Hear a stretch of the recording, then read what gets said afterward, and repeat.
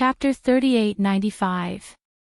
The 10,000-year-old phoenix wood is not a private possession of our clan. It can completely have its own subjective consciousness. No matter what it wants, we have to support it unconditionally. Arbor, as expected of the Wind clan who stood aloof from worldly affairs. If it were any other clan, after thousands of years of inheritance, who would really listen to the words of the old ancestor? The 10,000-year-old phoenix would ran away just like that. If it were anyone else, who wouldn't hate Arbor to the core? This group of Wind clan members, if it wasn't that their brains weren't working well, then they were really naive. Looking at Fong Hepping's sincere face, Arbor nodded speechlessly. All right, then pay attention to yourselves during the battle. She didn't want these Wind clan members to suffer any injuries for no reason. After all, they were a 1,000-year-old clan that had been in seclusion for a long time and had to be passed down from generation to generation. They couldn't be destroyed in such an inexplicable battle. All right. This subordinate will let the clan leader and Feng Zhangfei come over and follow Sir Jojo to protect you. No, Lady Qiao Qiao's voice slowly became softer. Because she found that this funny great elder Feng didn't listen to her at all. He directly ran out after saying those words and shouted Feng Zhangqing and Feng Zhangfei's names like a loudspeaker. It wasn't long before Qiao Mu expressionlessly faced Feng Zhangfei's handsome face, which had a protruding nose and vertical eyes. Feng Zhangqing didn't say anything. He just looked at the unharmonious atmosphere between his younger brother and Arbor with some amusement. Is there anything we need to do now? Feng Zhangqing asked. There's nothing we need. Mo Lian walked over expressionlessly and reached out to pull her little wife to her side. She looked up and down at Feng Zhangqing and his brother with a strange expression. The 1,000-year-old Phoenix clan has been isolated from the world for a long time. You should stay in your clan's land. The world today is very dangerous. Feng Zhangqing glanced at Mo Lian indifferently and chuckled. If you don't come out to experience the world, how will you know how big the world is? The Phoenix clan has been silent for too long. It's time to come out and walk around. Arbor looked at Mo Lian and then at Feng Zhangqing and his brother. The atmosphere between the three of them is not very harmonious. Should Jojo-sama say a few words to lighten the atmosphere? However, before he could say anything, he heard a huge tremor coming from outside. The entire 3-story wooden building shook a few times because of this tremor. The frightened voices of many adventurers came from the small courtyard. Mo Lian subconsciously reached out to hug the little fellow's waist. Her phoenix eyes narrowed as she turned her head to look at the distant sky. He saw a group of harpies flapping their huge black wings.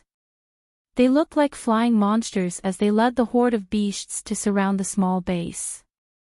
Amidst the rumbling, a cloud of dust was created by the stampede of beasts, wantonly filling the small fortification.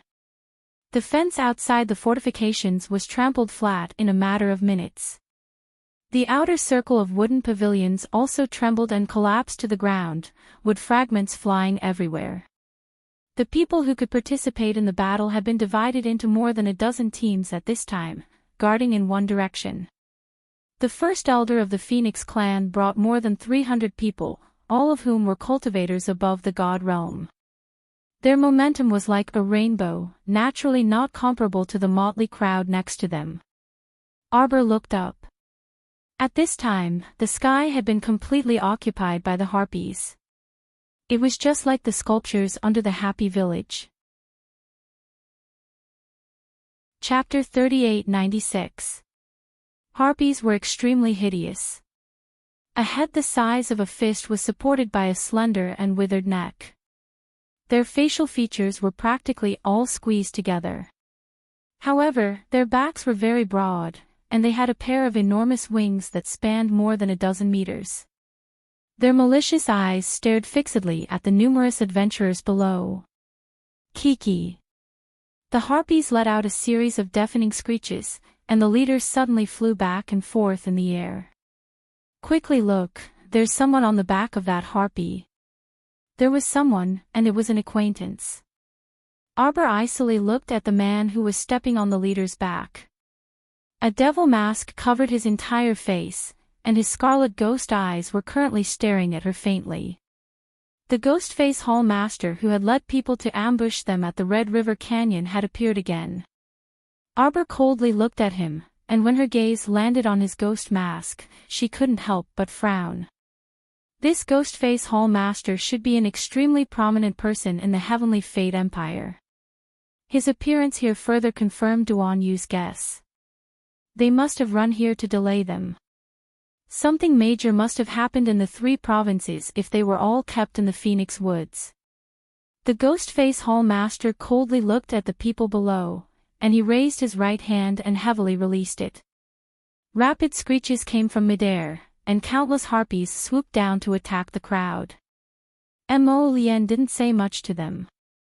She pulled Sir Jojo behind her and pushed him 3 feet away.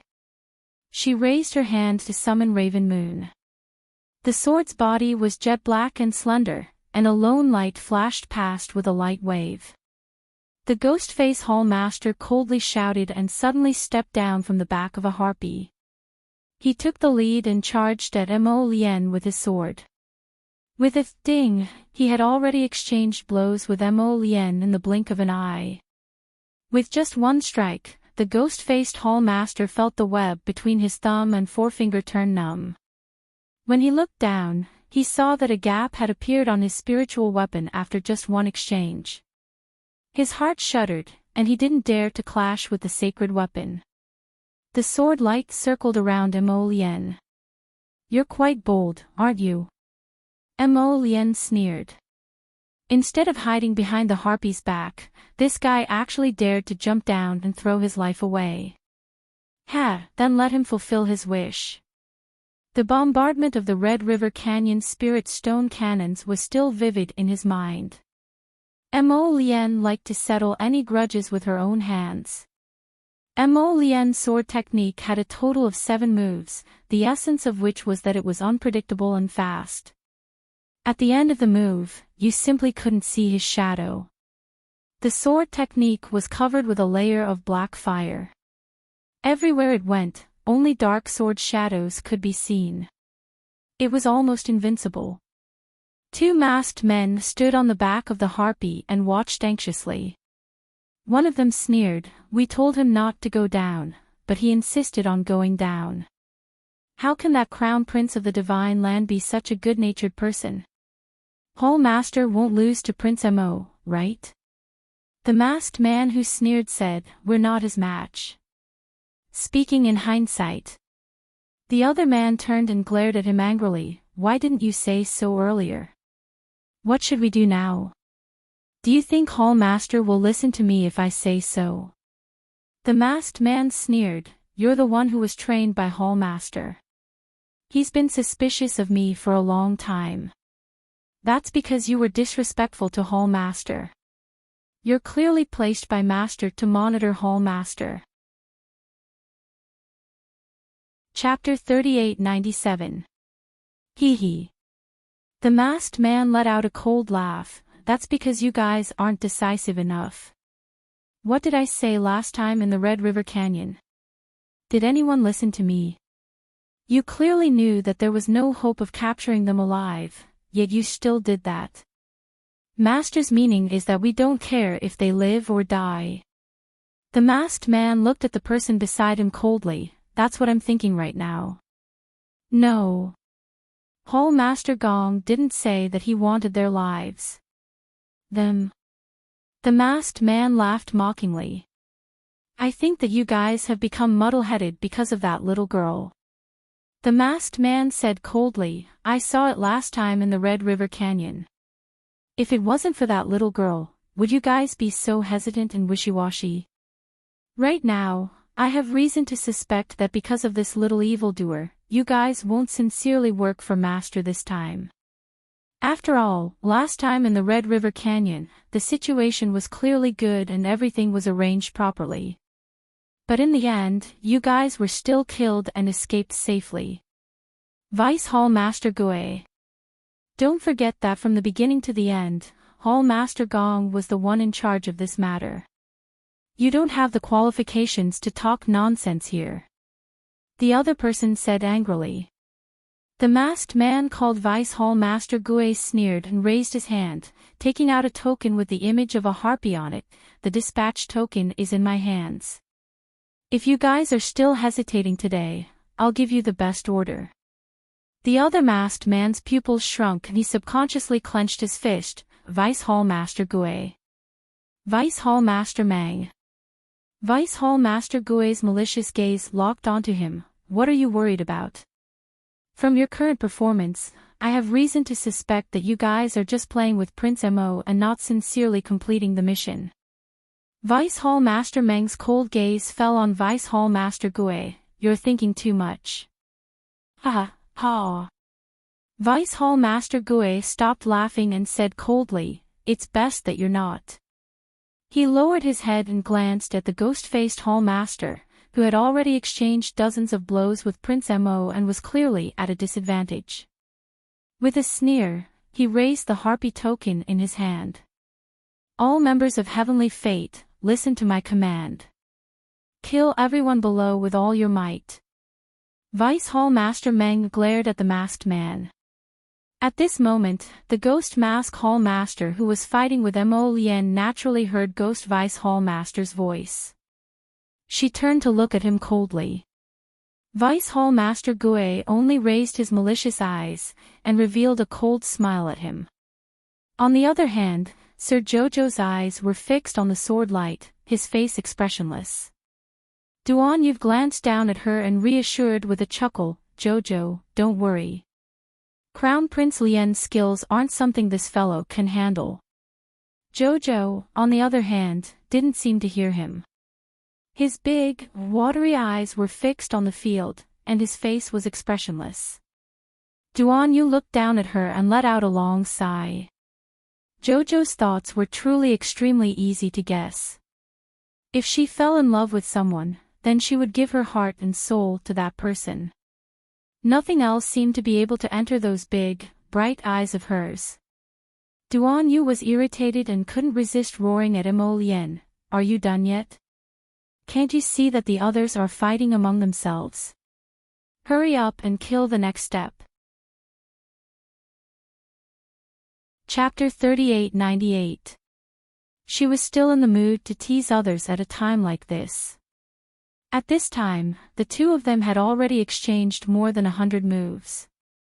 Duan Yu couldn't help but feel impatient, so he grumpily roared at Mo Lien. The two swords collided violently, and a dang sound was heard. The Ghostface Hall Master looked down and saw that his perfectly fine spirit weapon had been broken into two from the middle. Mo Lien pointed her sword at the Ghostface Hall Master's chest, and the scorching black flames were about to strike him. Suddenly, there was a rapid whistle, and a flying dagger as thin as a cicada's wing flew over and blocked Raven Moon's momentum with a clink. However, who could withstand Raven Moon's might? It merely blocked its momentum slightly. Raven Moon abruptly flew up and clashed with that thin dagger in the sky. With Raven Moon's ferocious strength, it naturally knocked that dagger to the ground. It hovered in the air, and the sword hummed. It was like a peerless monarch overlooking everything with disdain. Mo Lien beckoned with her hand, and Raven Moon swooped down and landed firmly in Mo Lien's hand. On the other side, Vice Hall Master Meng, who had jumped down from the harpy's back and saved the Ghostface Hall Master at the critical moment, didn't care about the pugilistic rules of winning with numbers. His figure flew diagonally into the arena, and he slashed a wooden spike in Mo Lien's direction. However, he swiftly retreated and pulled the Ghostface Hall Master back onto the harpy's back. Sir Jojo glared at them darkly. The little fatty had already jumped out from the side and cursed loudly, "Fuck you, heavenly luck really isn't anything good." He actually disregarded the pugilistic world's rules and wanted to win with numbers. Fatty, don't overestimate them. It's not the first time these people won with numbers. Which time didn't they throw away their armor and obediently retreat to their nest? Lu Yu echoed with a smile. Vice Hall Master Meng's face darkened. Ha, you guys are too confident. Laozi will kill all of you today. Naturally, no one will know how many times Tian Yun has failed before. This is the song of victory played by the victor. Swish! Suddenly, a ball of divine power flew towards the group of harpies in the sky. Vice Hall Master Ghost's eyelids twitched, and he shouted, "Everyone, back off." After a loud rumble, a thick black smoke appeared in the sky. Some of the harpies were burned and fell from the sky unsteadily. When the people below saw this, they hurriedly put up their own defensive barriers and tried their best to kill the harpies that were falling from the sky. I don't care about anything else, I'll just hack them to death when they come down. Everyone, there's no need to talk about morality with them. Everyone has the right to kill evil spirits. The little fatty roared and swung his double-headed hammer, smashing the head of a harpy. Bang bang, bang bang. Everyone turned around and saw that their surroundings had turned into ruins. It was originally a small fortification, but after the fences outside were flattened and the wooden building was smashed into pieces, all of them were standing in ruins. Behind them, only the small wooden building in arbor remained. The rest had turned into ruins. Everyone's pupils constricted as they looked over. From afar, they saw a black horde of beasts, big and small, flying and crawling, surrounding the few thousand of them. It was as though they were struggling to survive on a desolate island with no one to rely on. Their surroundings were completely surrounded. Chapter 3899. They could only escape with their lives if they opened up a path of blood. Other than this, there was no other way. Everyone took a deep breath and raised the weapons in their hands. One by one, they moved toward the vicinity. When the beast horde started to attack the crowd, the people on the periphery started to panic. They wouldn't be human if they didn't panic when they saw ferocious beasts more than 3 feet tall trampling toward them. Don't panic. Xiao Mu's icy voice was tinged with a faint chill. As long as you don't panic, they won't be able to charge over. Following her words, everyone saw the beast horde that blotted out the sky and covered the earth crash into a barrier 1 foot away from them. As expected, they were all blocked outside. A large-scale defensive talisman matrix was erected around everyone. Under the faint sunlight inside the forest, this defensive barrier emitted a transparent luster. It flickered as if light was flowing through it. Everyone's shrunken hearts finally relaxed slowly. Their eyes shone as they looked incredulously at the defensive barrier that appeared around them. Heavens, when did this defensive talisman matrix be reinforced? They really didn't know anything about it. Boom! Boom! The first batch of beasts that crashed into the defensive barrier was actually sent flying and crashed heavily into the beast horde in the distance. After a wave of tearing and roaring, this batch of beasts that fell into the beast horde clashed with the beast horde in the middle and killed each other for a while. The thick smell of blood permeated the air. Everyone looked at each other in dismay. Under the lead of their respective team leaders, they pounced at the beast horde at the front and brandished their swords without hesitation. The defensive talisman matrix protected them. If they didn't attack now, when would they? Nearby, superhumans and body cultivators pounced forward to fight with the large beasts at the front. In the distance, rows of spiritual cultivators stood solemnly as they launched waves of the 5 spirit powers into the distance. Water, fire, earth, wood, and thunder, the 5 spirit powers complemented each other. When they crashed into the beast horde, they immediately caused a large-scale massacre in a large area. Vice Hall Master Ghost looked down at this scene from above, and a cold glint appeared in the corners of his eyes. His extremely severe gaze landed on the little stoic, and he suddenly pointed at her. Vice Hall Master Meng was supporting the Ghostface Hall Master. When he saw the Ghostface Hall Master's actions, his eyelids twitched. What are you doing? This person actually dared to lay his hands on a young lady. Was he crazy? Vice Hall Master Gue laughed coldly and said, indecisiveness will only lead to chaos. This subordinate is helping Hall Master Gong to cut the Gordian knot. If he killed this little stoic, the defensive talisman array would naturally be broken, and killing those good-for-nothings would be as easy as catching turtles in a jar. Furthermore, when dealing with this young lady, he was able to cause the minds of the experts by her side to be greatly disturbed. Vice Hall Master Gue could not help but secretly praise himself. This was simply killing many birds with one stone. Stop! The Ghostface Hall Master shouted coldly. Hall Master Gong, your subordinate has the eagle-bodied dispatching order.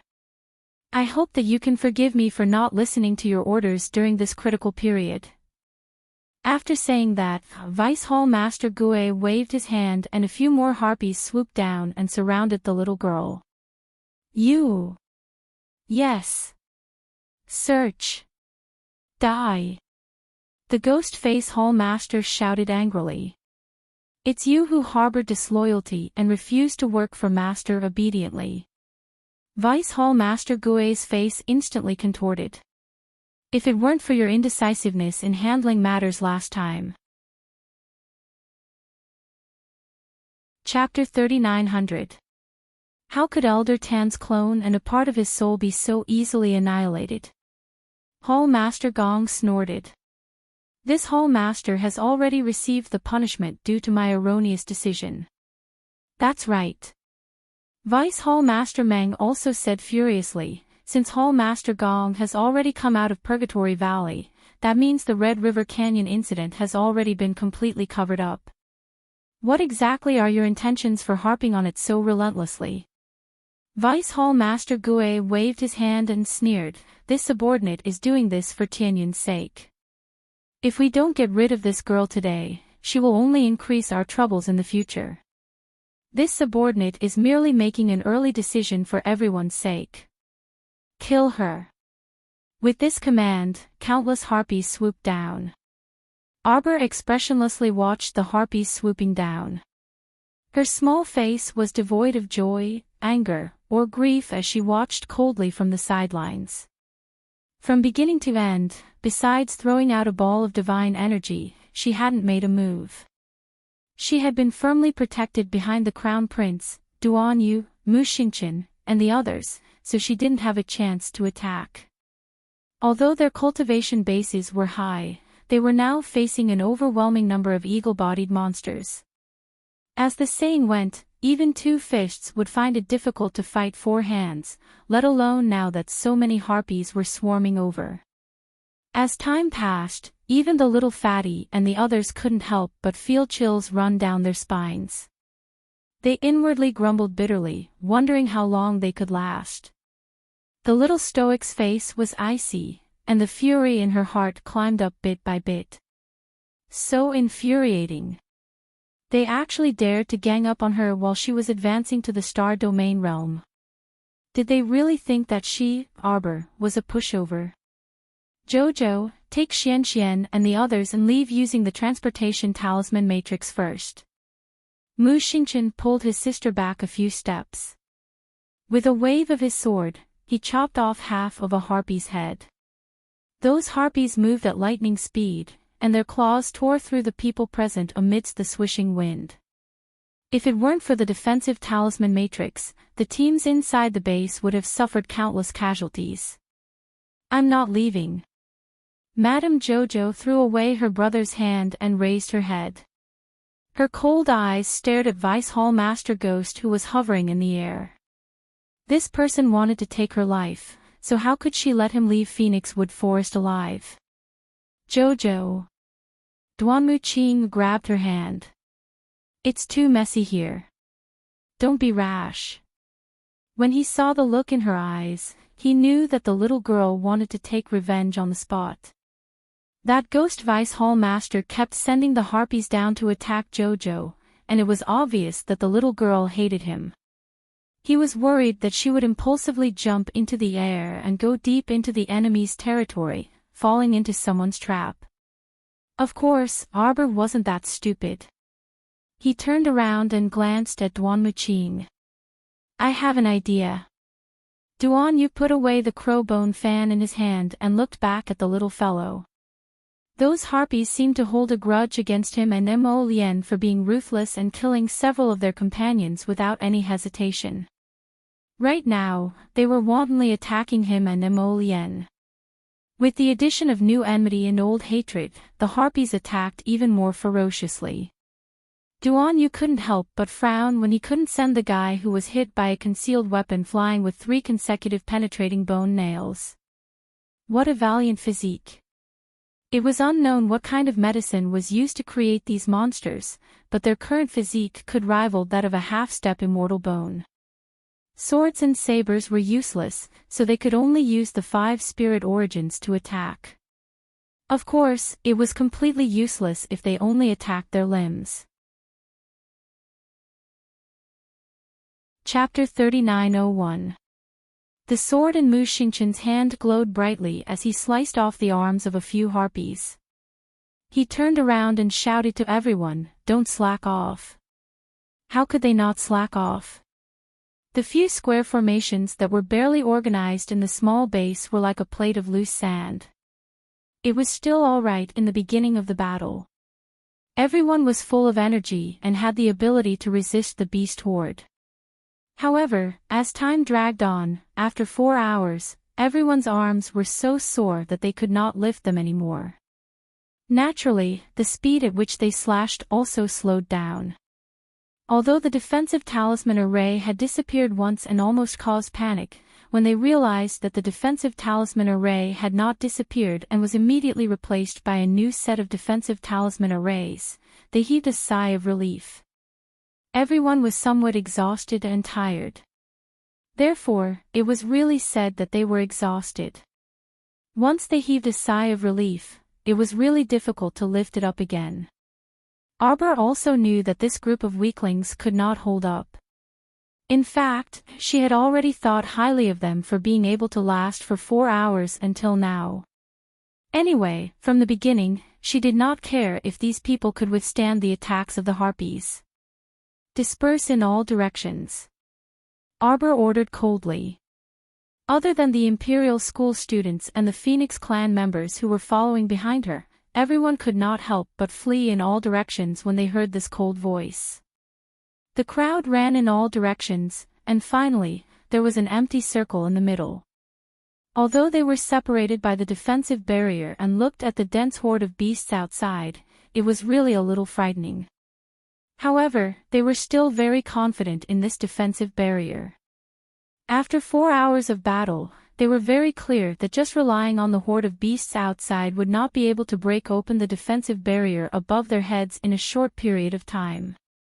Seeing the horde of beasts charging at the defensive talisman array with all their might, in addition to the attacks of the harpies in the sky that caused the wind to howl. Actually, it was really a joke to say that they were confident the group of exhausted adventurers in the defensive barrier was really a little scared.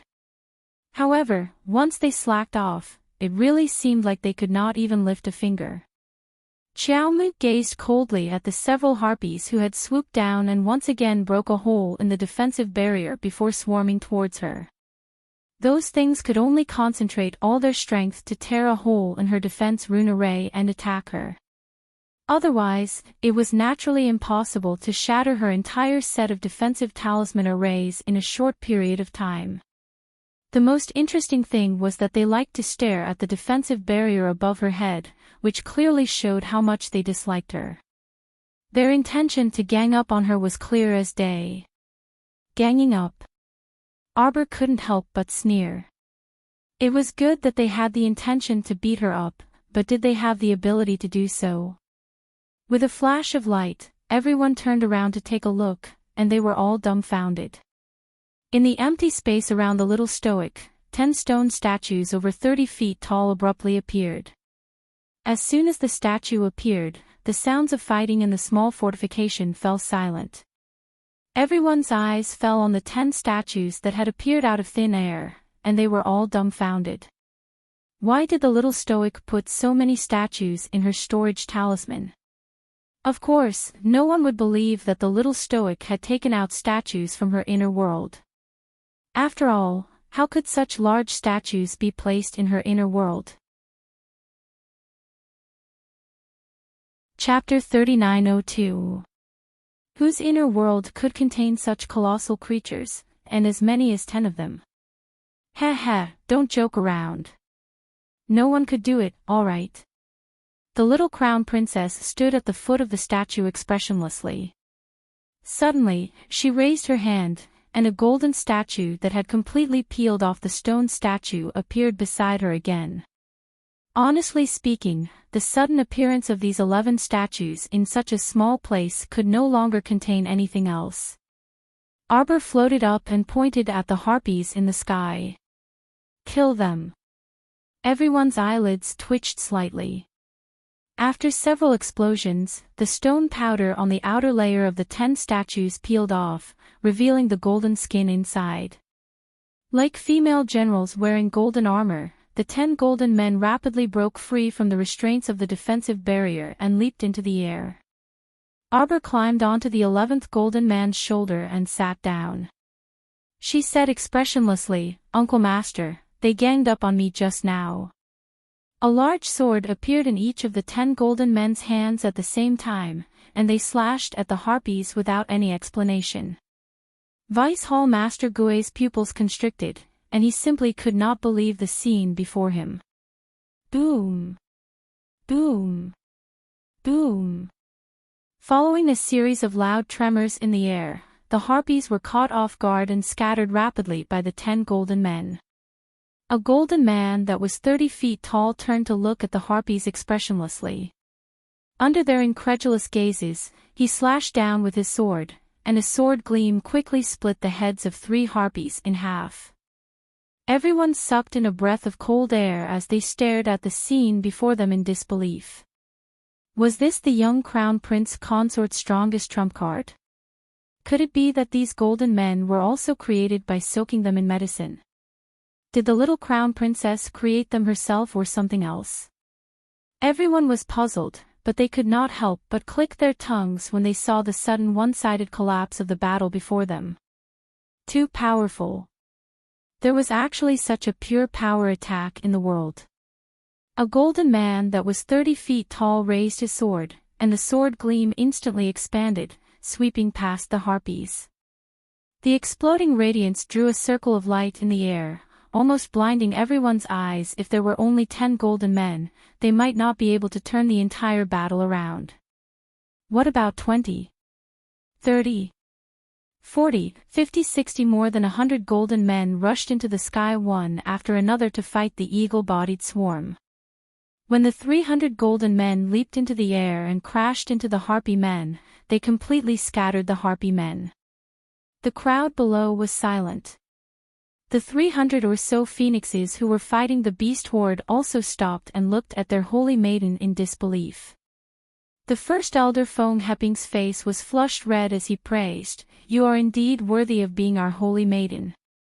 It turns out that she has taken in so many golden men with super strong combat power." Fong Zhangfei silently closed his mouth, momentarily speechless. When he recalled how he had previously looked at the little stoic's nose and her eyes weren't her eyes, why did he suddenly feel like his balls hurt? If he really pissed off the stoic face, he could summon a few golden men at any time. He would definitely be beaten up until he couldn't find his bearings, right? When the 800 golden statues fought against the harpies at the same time, not to mention whispers, even the sound of breathing was suppressed.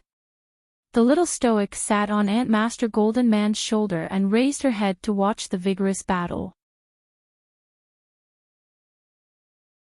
Chapter 3903. She sighed with some melancholy in her heart. Unfortunately, Uncle Master's golden statues could only last for 24 hours in the outside world, which was one day. However, after storing them in the star field, she could temporarily stop the calculation of time. However, they could only last for 24 hours at most, so she had to use them sparingly. There were only about 2,000 statues left in her inner world. Moreover, judging from the situation, the golden statues were stored in her inner world because she had used them at some point in time. Although she had no recollection of it now, her instincts should be correct. She didn't know how much time the statues in her inner world had left. Perhaps they would disappear in a few hours. Melancholy Mo Lien blinked and put away the Raven Moon sword in his hand. His figure floated in midair as he met his wifey's eyes. He reached out his hand. Jojo. Arbor glanced at him and reluctantly jumped up. He smiled and reached out to embrace her. Little rascal. He smiled and held her hand as they landed on the ground. At this moment, the harpies in the air were being chased around by the 800 golden statues. They were beheaded as soon as they saw them. Arbor watched expressionlessly for a while, then turned to look at the beasts outside the barrier that were eyeing them covetously. She frowned and said, "Why haven't these beasts retreated?" If they had been summoned by the harpies, then it was obvious that the harpies were retreating in defeat and couldn't even take care of themselves. However, these beasts were still squatting there, as if they wouldn't stop until they were bitten to death. Arbor waved her hand. Everyone's jaws dropped as they stared at the god stone cannon that had suddenly appeared in front of them. With a loud boom, the god stone cannon blasted a hole in the middle of the beast horde. A thick smell of blood wafted through the air. The beast horde began to charge toward them in a frenzy. Arbor had purposely opened a door in the defensive glyph array. The beast horde that had surrounded them from all directions shrank toward the center and ran toward this door. They thought they could break through this door, but what awaited them was 3 consecutive cannon blasts. Even peak immortal venerables didn't want to fight against the god stone cannon, let alone these little beasts of the spirit realm. After a few shots, all the beasts seemed to have come back to their senses from the bombardment. They straightened their butts and ran back like rats. Thus, those in front turned around and ran, while those behind swarmed forward.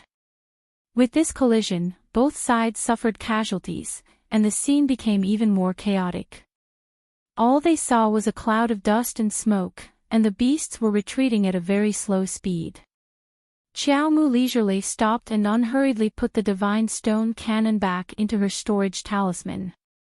Who would have thought that a ferocious beast would suddenly rush in from the door and bite the person's arm when it saw him?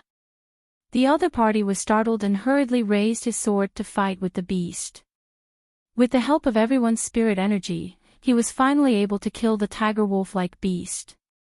Panting heavily, he looked at the few shallow claw marks on his arm that were left by the beasts, revealing a faint trace of blood.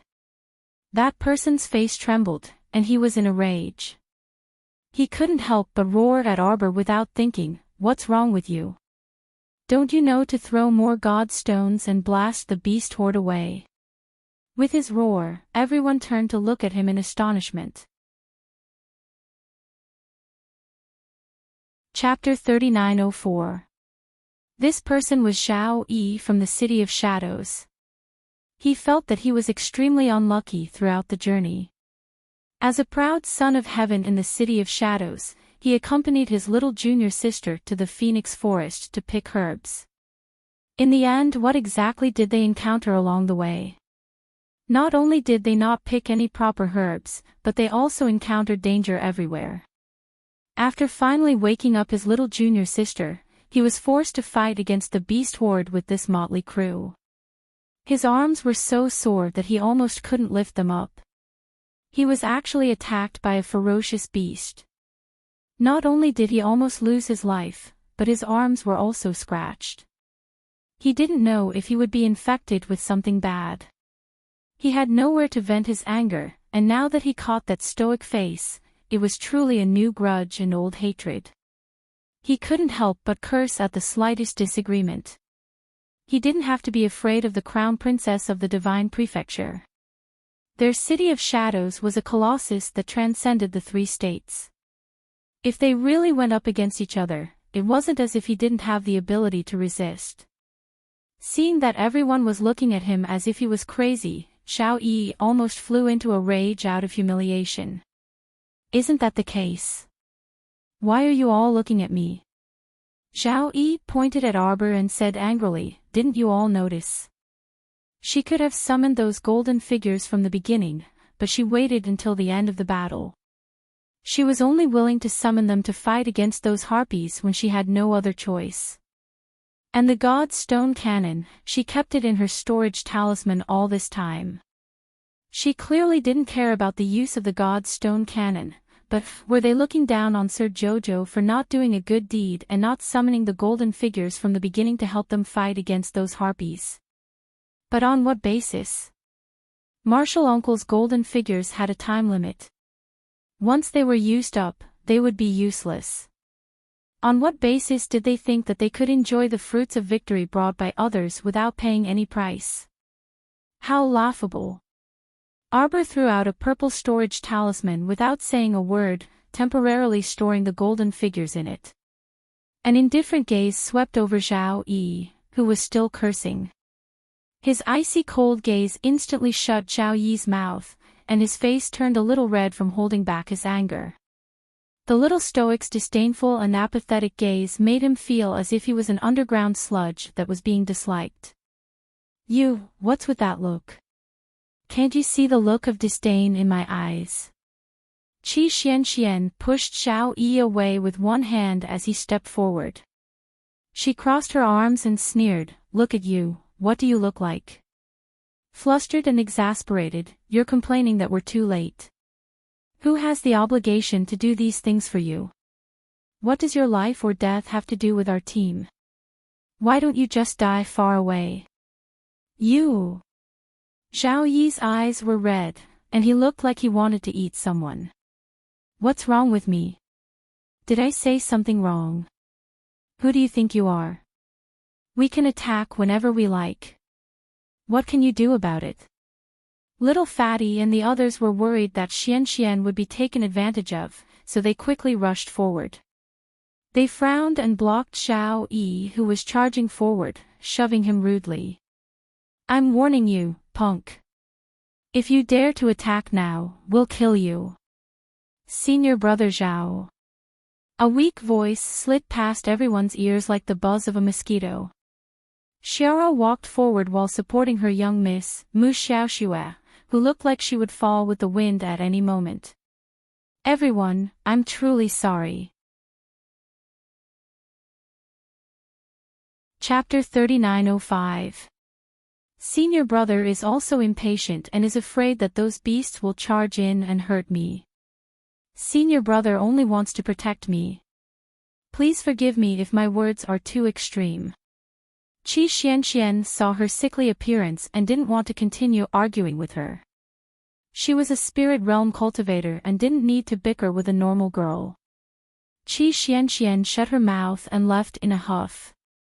Little Fatty and the others looked at Xiao Yi warningly for a few seconds before they all turned and left. Mo Lian cast a cold gaze from afar, causing Xiao Yi's expression to change slightly as he shut his mouth. Lin Jinner saw this and hurriedly advised, Senior Brother Zhao, don't provoke that crown princess anymore. She didn't want to provoke such a terrifying person with countless trump cards. To be honest, it was all thanks to the Crown Prince Consort's group that they were able to survive the beast tide this time. Xiao Yi glared angrily at Lin Jinner, junior sister Lin, even you are scared out of your wits by that woman. Am I wrong? This woman could have used the golden statue to fight against the enemy earlier, but she waited until we were all so tired that we couldn't even lift our arms before she was willing to release the golden statue. Xiao Yi said angrily, I think she has a vicious heart and doesn't care about the lives of others. Senior Brother, Mu Xiaoxue called out softly, we should think of a way to leave this place as soon as possible. We can talk about other things later. That crown princess has an eccentric personality and doesn't know much about the world. She does things according to her own preferences and does as she pleases. However, she has many experts by her side, we shouldn't act rashly. Mu Xiaoxue glanced at Arbor. With so many Phoenix clan members and the Imperial School students all on their side, they had no chance of winning in terms of numbers. Senior brother, let's go back to the City of Shadows first. We can talk when we get back. Mu Xiaoxue's face was full of worry. Zhao Yi immediately felt very comforted and patted his junior sister's soft hand. Don't worry, junior sister, I will protect you well. We'll listen to you. We'll go back now. He would think of a way to deal with that woman when he got back. The crown princess of the divine land. Without this title, she would not be able to be so proud. Why is he so annoying? Mo Lian frowned slightly and retracted her gaze from Zhao Yi. She held Arbor's hand and complained softly. Such a vulgar person should be dealt with as soon as possible to prevent future troubles. Ignore people with mental problems, Arbor said faintly. The horde of beasts has retreated. The royal school's students exclaimed in joy. Just now, everybody had fought against the beasts for more than 4 hours with the help of the defense rune arrays. Although their clothes were even more ragged now, their faces were brimming with vigorous smiles. No matter whether they made it to the final round of the preliminary round of the Heaven Yuan ranking or not, they all felt that it was worth the trip. Zither, young master, and the others are here. A student suddenly called out. Everyone turned their heads and looked behind them. They saw Zither, young master, and second young master strolling over from the ruins. Wearing the elegant academy uniform, the two of them were as white as snow, untainted by even a speck of dust. As they walked through the ruins, it was as if they were walking on a street full of flowers. Chapter 3906. Both of them had very leisurely expressions as they walked over unhurriedly, looking like they were stepping through ruins and soaking in the prosperity of the world. Sigh, truly beautiful people. They were beautiful no matter where they walked. This thought inexplicably popped up in everyone's minds. Whoever wore the same clothes would be the ugliest and most laughable. The two brothers walked over with their clothes fluttering. The eldest young sir's grinning gaze landed on Mo Lian and the others before finally settling on the little stoic. He waved a claw at her. Jojo, what happened on your side? What a coincidence. Duan Yu lightly waved the raven bone fan in his hand and said with a grin, we just finished a group fight on our side, and you guys came. TSK, you really know how to rush to a gathering. Eldest young Sir Qin chuckled and cast a sidelong glance at Duan Yu. He spread his hands and said, it can't be helped. This is probably just luck. Fuck luck again. Previously, because they picked up 2 phoenix flowers under the camphor tree, they couldn't get over this freaking luck joke anymore, right? Everyone glared angrily. Duan Yu even turned his head and complained to the little girl as usual, Jojo, eldest Qin insulted me. The little girl didn't even think before shouting at eldest young Sir Qin, why did you insult him? Everyone, Mo Lian twitched her mouth and tugged at her wife's small hand before irritably glaring at Duan Yu. What was wrong with this punk? Where did he learn this bad habit? Xiao, who habitually looked for him whenever something happened, had the same deep-rooted bad habits as Shi Qin. The eldest young sir glanced at the little stoic aggrievedly. Stoic face, you're unfair. When did I insult him? He insulted me first. Arbor thought about it and agreed. But she just didn't like eldest Qin and Omega Kotoku, these two fools. She humphed and didn't say anything else. At this time, 7th young Sir Qin, who was standing behind Omega Kotoku, couldn't help but narrow his eyes, and his expression changed slightly. He stared at the person behind Arbor's group and nearly blurted out in shock, what happened to you? Omega Kotoku's gaze landed on him at the same time. When they saw 7th Qin's expression as if he had seen a ghost, they all cast their gazes in the direction he was looking at. On the other side, the 5th young master, who was as calm as water, was also dressed in the academy uniform. At this moment, he was standing behind Arbor with a tranquil expression. His cold gaze met 7th Chin's, and a trace of mockery tugged at the corners of his lips. Naturally, Xiaomu also turned around to take a look. She suddenly narrowed her eyes and abruptly turned to look at 7th Chin. Why do you look so shocked? Oh, I understand. Arbor gently patted her husband's hand to make him let go of her. The little stoic took small steps forward and stared coldly at that 7th young master. It's you. The eldest young sir looked back at 7th Chin in confusion. What is it? Of all the people he could provoke, why did he have to provoke a little girl? Eldest brother, I don't know what she's talking about. 7th young master Chin promptly feigned innocence and shrunk behind eldest Chin Omega Kotoku. Come out. Arbor pointed at 7th Chin and disdainfully waved at eldest young Sir Chin, who was blocking her path. Get out of the way. Eldest young Sir Chin blinked innocently. What is it, Jojo? The little girl raised her hand, and the shining black ferrule appeared in her hand. The eldest young sir was involuntarily startled. From the looks of it, the little girl was really going to beat little 7 up. The second young sir silently took a step back. His retreat was truly mindful, and he immediately opened up a path. Eldest young Sir Chin abruptly turned to glare at his second brother. Chapter 3907. This guy was quite sensible. When he saw that the little stoic was about to make a move, he immediately gave way to her. The second young master silently glanced at eldest Chin and completely ignored his contemptuous gaze. He silently retreated 2 more steps and didn't make a sound. What exactly did you do to provoke her? Eldest young master Chin glared at his 7th brother in exasperation at his failure to live up to his expectations.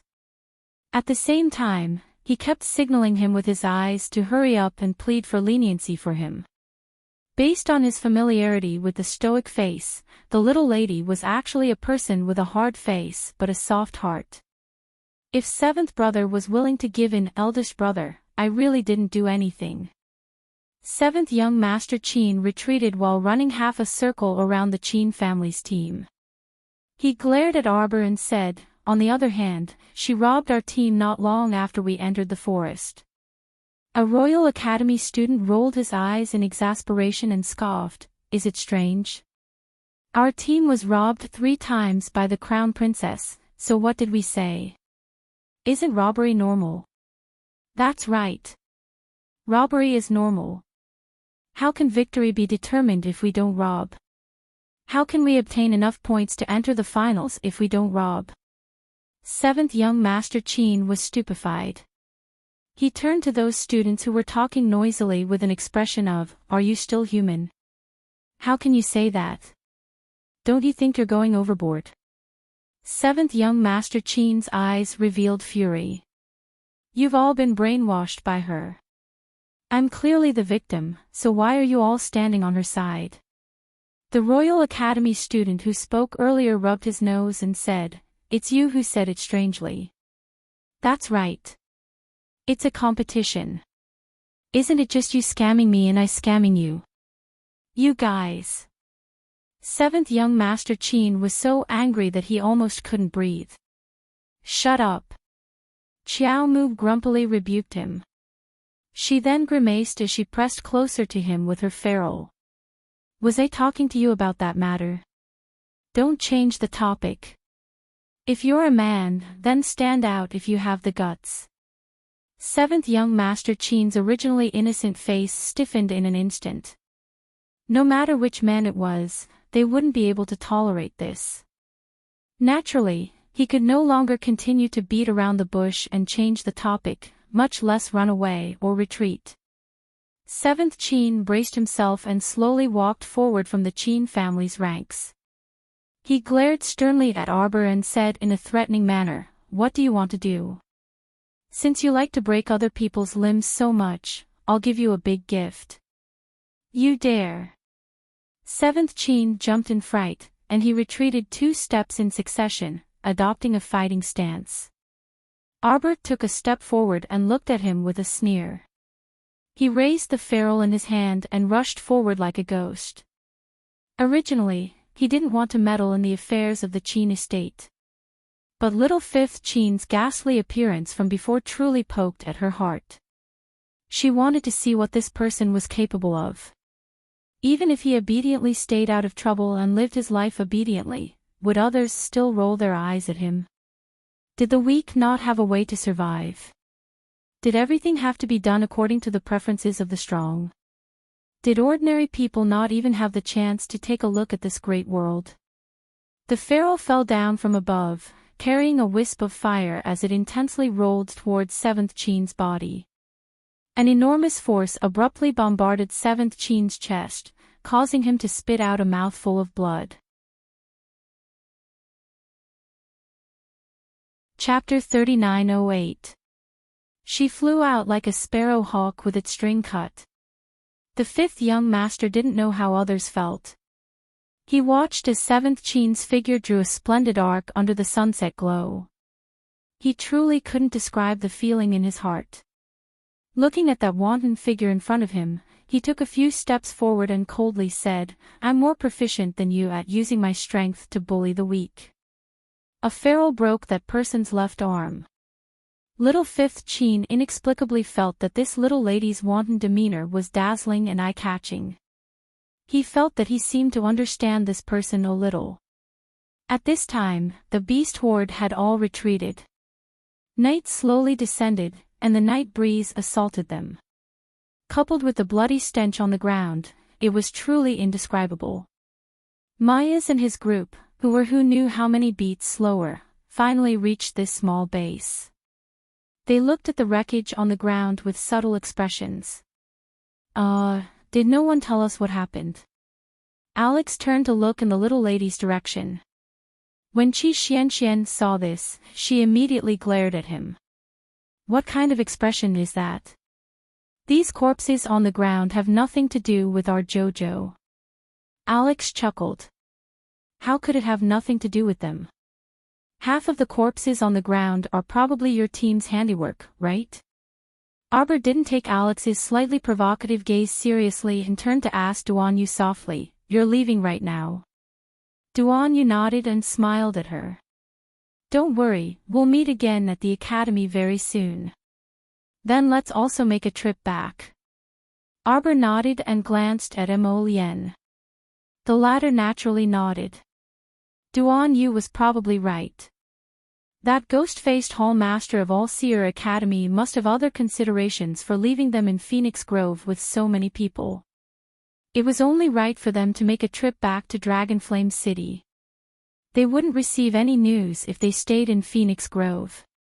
Even if they returned to the academy now, they wouldn't feel at ease. Then we'll part for now.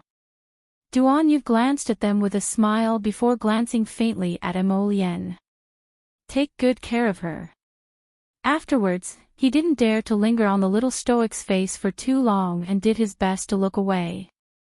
He didn't say anything else and turned to leave. Long and frustrated, endless thoughts of love. He felt that if he stayed for even a moment longer, his reluctance to part would deepen, making him feel extremely uncomfortable. The little fellow pursed his lips and looked at his departing figure. He couldn't help but frown. In fact, she didn't know that the world was unpredictable. After this farewell, things would remain the same, but people would change. Can he do it alone? The little fellow asked worriedly. Mo Lien couldn't help but twitch her lips. She squeezed her little hand and said, "Jojo. What are you doing?" The little fellow asked snappily. Can we not always ask others if they can do it? Xiao Mu's small, expressionless face instantly cracked, and she turned her head to glare at that guy before spitting at him. Mo Lien looked at her with a smile. Seeing that her heavy heart had calmed down a little, she smiled and said, "Don't worry." He grasped her hand and pulled her along as he softly comforted, "He's not stupid." If he encounters any difficult problems, he'll naturally send us a message. Do you think he's a little white rabbit? He's more cunning than anyone. Arbor was silent for a moment before nodding and saying softly, I only hope that everyone can live well. As for anything else, he didn't ask for anything else. Arbor restrained his gaze. Chapter 3909.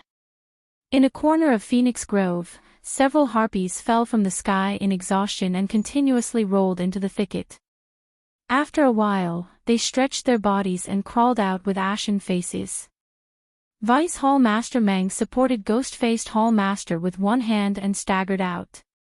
Hurry, hurry, hurry. On the other side, Vice Hall Master Ghost, who had escaped from the fortification, was in a sorry state as he berated the harpy beneath him. He kicked and poked at him as he reprimanded, Get up. That harpy was clearly exhausted and couldn't get up at all. Vice Hall Master Ghost turned his head, and his eyes shot out a piercing light. What are you doing? Ghost-Faced Hall Master coldly put away the communication talisman he had written and turned to look at him with ridicule in his eyes. Of course, we're properly reporting this incident. Report. Vice Hall Master Ghost anxiously stepped forward, wanting to snatch the communication jade talisman from Ghost-Faced Hall Master's hands. What did you say? Hall Master Gong, what did you say? What did you say to the higher-ups? On the side, Vice Hall Master Meng sneered, Are you still scared? Didn't you even go against the Hall Master's wishes? Now that something happened, you're scared again. Vice Hall Master Meng sneered, Look at your cowardly appearance. You actually dare to mock me. What? Am I wrong? I already told you that the little stoic isn't as easy to deal with as you imagine. If you can't lock her divine sense and take away all the storage talismans on her, you'll definitely surprise me. She'll keep giving you surprises. Vice Hall Master Meng sneered. You! Vice Hall Master Ghost was so angry that he couldn't speak. How could he have known that this damned stoic face could actually hide so many gold figurines on her? Vice Hall Master Ghost turned his head and glared at Ghost-Faced Hall Master.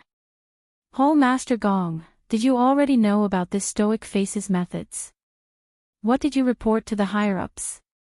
Don't push all the responsibility onto me. You also have an undeniable responsibility for this incident. I'm only speaking the truth. The Ghost-Faced Hall Master coldly glanced at him and said, You didn't listen to orders and ordered the harpies to attack without permission. As a result, 3,000 out of 4,000 harpies have died. How is it my responsibility? If it wasn't for your indecisiveness. Master's intention is to trap them.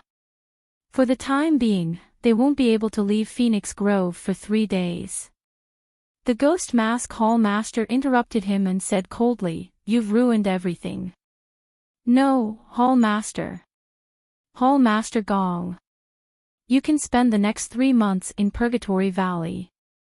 Ghost-Faced Hall Master sneered. He turned around and left with Vice Hall Master Meng without looking at him. Vice Hall Master Gue was left behind, and he was so angry that he kicked a harpy. Feeling that one kick was not enough to vent his anger, Vice Hall Master Gue continued to kick the harpy who was groaning in pain. Trash, trash, a bunch of trash. He roared furiously in the forest. He turned his head and glared at the ruined fortification with a venomous glint in his eyes. That damned little stoic face. One day, I'll definitely cut you down with my sword. I'll make you pay the price you deserve. The next morning, the person in charge of the fortification, Xia Gue, and a group of Imperial School students sent Arbor and Mo Lien to the entrance of Phoenix Grove. I feel like someone is talking about me behind my back. Chapter 3910. The little fellow raised his hand and rubbed his little nose as he muttered to himself. Mo Lien smiled and released Yen Qi, allowing him to transform into a dragon and fly into the sky. She carried the little fellow and leaped onto the dragon's back. Arbor lowered his head and waved at Qi Xianxian and the rest. You guys go back to the academy first. Okay. Qi Xianxian, little fatty, and the rest stood beside a group of royal school students and waved at her. Finish your business early and return to the academy early. Arbor nodded and waved goodbye to them. Yan Qi swung his dragon tail and brought the two of them out of the phoenix forest, leaping into the fluffy white clouds. Mo Lian looked back helplessly. Why do these people have to follow us? Arbor looked back and could not help but raise his hand to his forehead. More than 2,000 members of the Phoenix clan rode on their flying spirit beasts and followed them back to the city. She had told Feng Heping before that she hoped that they would stay in the Phoenix forest and cultivate properly. After all, that was a place that could only be found by chance. In the end, Feng Heping rejected her and even vowed to her, wherever Sir Jojo goes, the Phoenix clan will follow. What else could she do? She had to drag more than 2,000 people back to the city. You don't have to care about them. Sir Jojo coughed softly and met Mo Lian's pitiful gaze. He could not help but twitch his mouth. I will make arrangements for them. How? Mo Lian glanced at him. Do you know that the great elder in your family looked at me strangely for almost an hour? Arbor quickly comforted her. Don't be angry, don't be angry. The great elder is not sensible. Why are you angry with an old man like him? Mo Lian hugged her in exasperation and amusement, and he repeatedly nuzzled her head. Why are you so annoying? Can't you be good and not go around provoking people? Sir Jojo immediately became angry. Who did I provoke? Do you know what else your clan's grand elder said to me? What did he say? Arbor looked at him in confusion. Feng Heping said that you are the holy maiden of the Phoenix clan, and all the men of the Phoenix clan would be proud to marry you. There are more men in the Phoenix clan. There are 2,000 men in the Phoenix clan. The remaining women don't mind being your concubines. What? The corners of Arbor's mouth twitched. He quickly raised his hand and stroked his chest to calm him down. At the same time, he used his little fist to help him calm down. Feng Heping, that old fool, don't bother with him. Later, he would beat this stinky old man to death. How could he scare Jojo's lotus like this?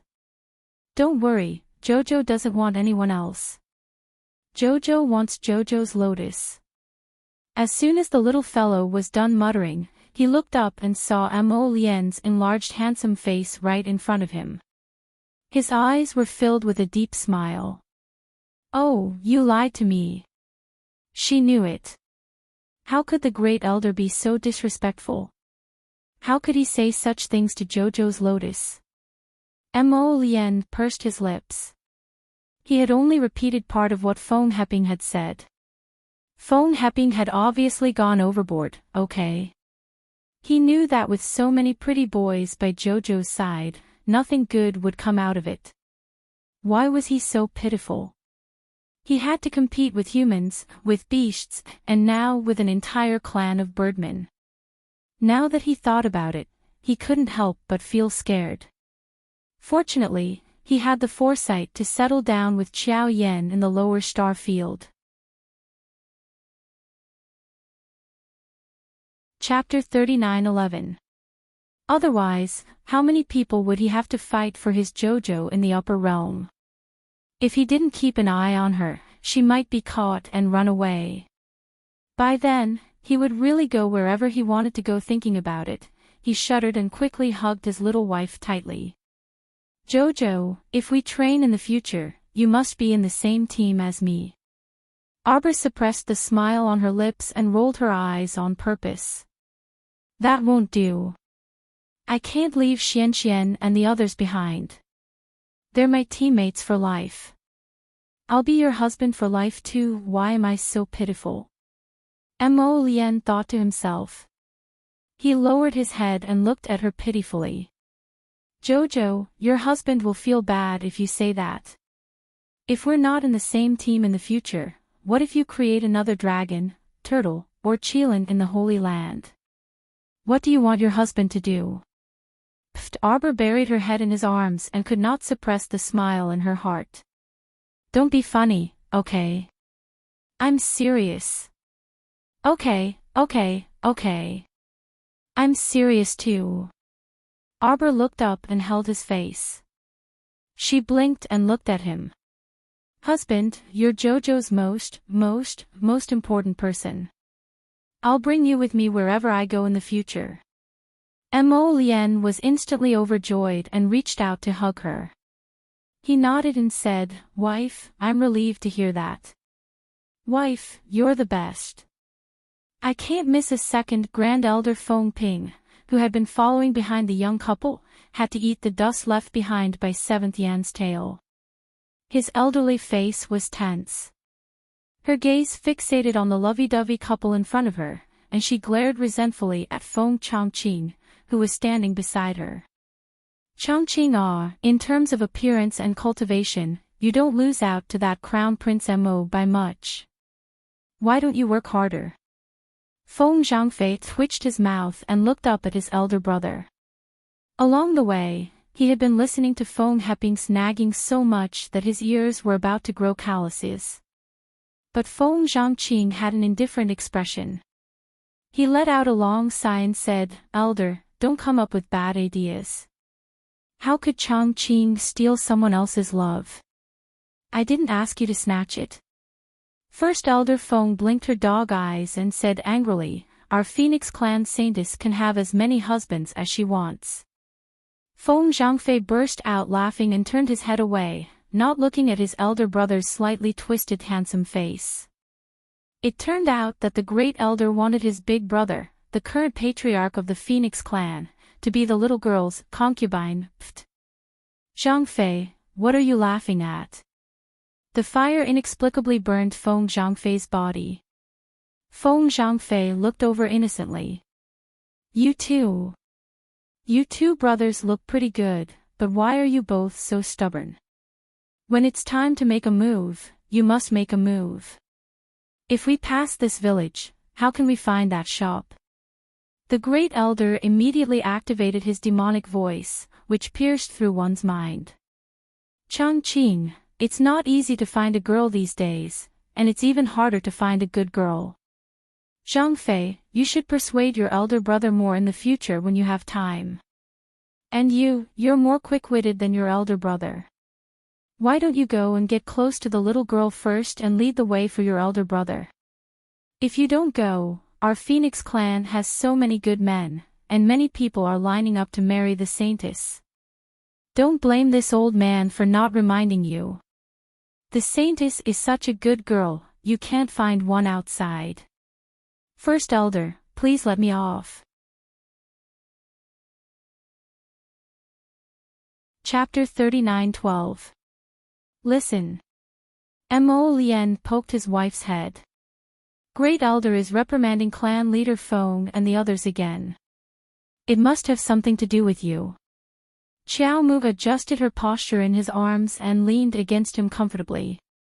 She absent-mindedly reached out to draw a talisman stroke by stroke in the air. After drawing one, she drew another. 2 defensive purple talismans floated around her. Mo Lien hugged her and asked with a smile, What do you want to try? I want to see how long these talismans drawn in the air can last if they are not used. The talisman's power will not dissipate. Mo Lien raised his eyebrows. Just as he was about to speak, his fingers suddenly paused. Then, he took out a jade communication talisman from his sleeve. Something happened in Dragonflame City. Arbor turned to look at her husband. Seeing that his expression had suddenly turned cold, Jojo's intuition told him that something must have happened in Dragonflame City. Was Tianyun's action so fast? The Mu family was attacked in the middle of the night last night. Arbor's eyes narrowed dangerously. Tianyun. Mo Lien nodded. The two of them did not say anything more. They only urged little Seven to speed up. There was nothing much to say. Since Tianyun had attacked the Mu family, then the Mu family was naturally doomed. It was hard to tell how he felt. Arbor did not expect that Tianyun's first target in Dragon Flame City would be the Mu family. Among the 6 major aristocratic families, the Mu family was neither ranked at the top nor the bottom. Such a mediocre family was targeted by Tianyun and attacked first. Arbor could not help but suspect that everything Tianyun had done had something to do with her. Of course, although she thought so in her heart, she would not say it out loud. Suddenly, her expression changed slightly. "How's the ancestral hall?" Mo Lien was startled. Then, he shook his head and said, "Do you want me to ask?" Arbor thought about it and shook his head. "We'll talk about it when we get back." If those little beasts didn't have eyes and provoked her mother's peaceful sleep, she would let them know that sometimes, death wasn't too scary. Living would only make people feel more pain. Her aura instantly turned cold, and her icy face was covered with a layer of killing intent. It took about 2 days to fly from Phoenixwood Forest to Dragonflame City. When Arbor and the others entered the city, it was already noon. Before entering the city, they contacted Xiao Yi and asked him to arrange for the Phoenix clan to rest in a mountain forest. Originally, he didn't have many people by his side. In terms of manpower, he mainly relied on the Crown Prince's hidden night pavilion and shadow guards. Master Jojo was a little amused by the sudden appearance of more than 2,000 Immortal State followers. After making arrangements for the Phoenix clan, Arbor and Mo Lien rushed to the Winter Moon Mountain Forest in the western suburbs. At the foot of the mountain gate, the guards who were supposed to be stationed here were gone, and there were a few pools of blood on the ground. A group of guards was investigating here. Seeing the two of them, the guard captain hurried over and led the guards to bow respectfully. "Greetings, Crown Prince, Crown Princess." "Fong Su, did you find anything?" Fong Su shook his head with a serious expression. "Crown Princess, Tianyun's men acted 2 days ago at night. They came quickly and left quickly. By the time the palace sent reinforcements, they had all retreated." Arbor nodded. Since it was a surprise attack, they naturally needed speed. "The Mu family. Crown Princess, go take a look." Fong Su sighed. Chapter 39:13. He didn't know what to say after such a thing happened. The little Crown Princess didn't have a good relationship with the Mu family, but now the Mu family was in such a miserable state that anyone who saw it would feel uncomfortable. Moreover, based on his observations along the way, the little Crown Princess was clearly a stubborn and soft-hearted little fellow. She wouldn't be happy with the Mu family in such a state. Arbor glanced at Fong Su and nodded. She casually instructed him, then pulled Prince Mo to the mountain gate. After entering the Mu family's mountain gate, Arbor frowned and whispered, "Should we call eldest brother back?" "I've already sent a message to eldest brother." After such a big thing happened, it was naturally not good to hide it from Mu Xingqian. If he didn't tell him after finding out about such a big thing, wouldn't he be upset for no reason?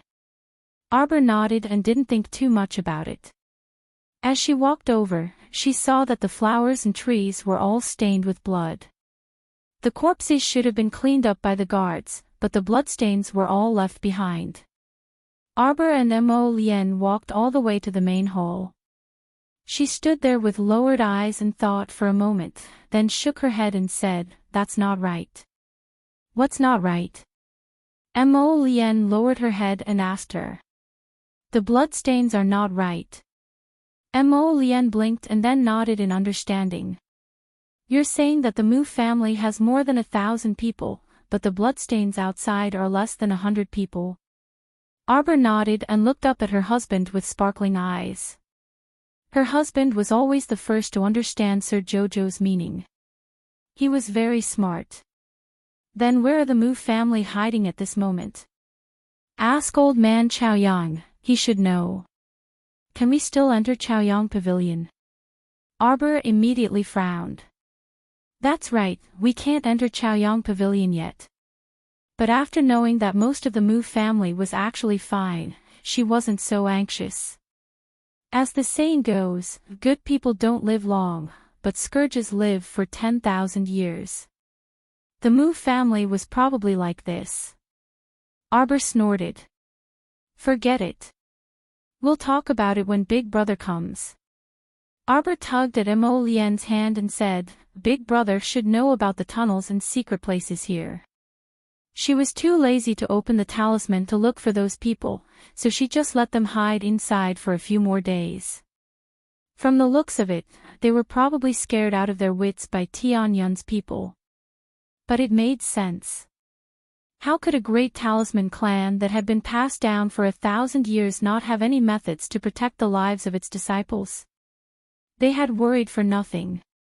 When Fong Su saw the two of them come out not long after entering, he couldn't help but ask in a daze, Crown Prince, Crown Princess, have you returned to the palace? Arbor nodded. I haven't seen my father for a long time. Let's go and see him. Fong Su's mouth twitched. It was a little strange that the little crown princess was suddenly so sensible. Mo Lian couldn't help but laugh out loud. I'll send a message to Big Brother and tell him not to worry. Things shouldn't be as serious as we think.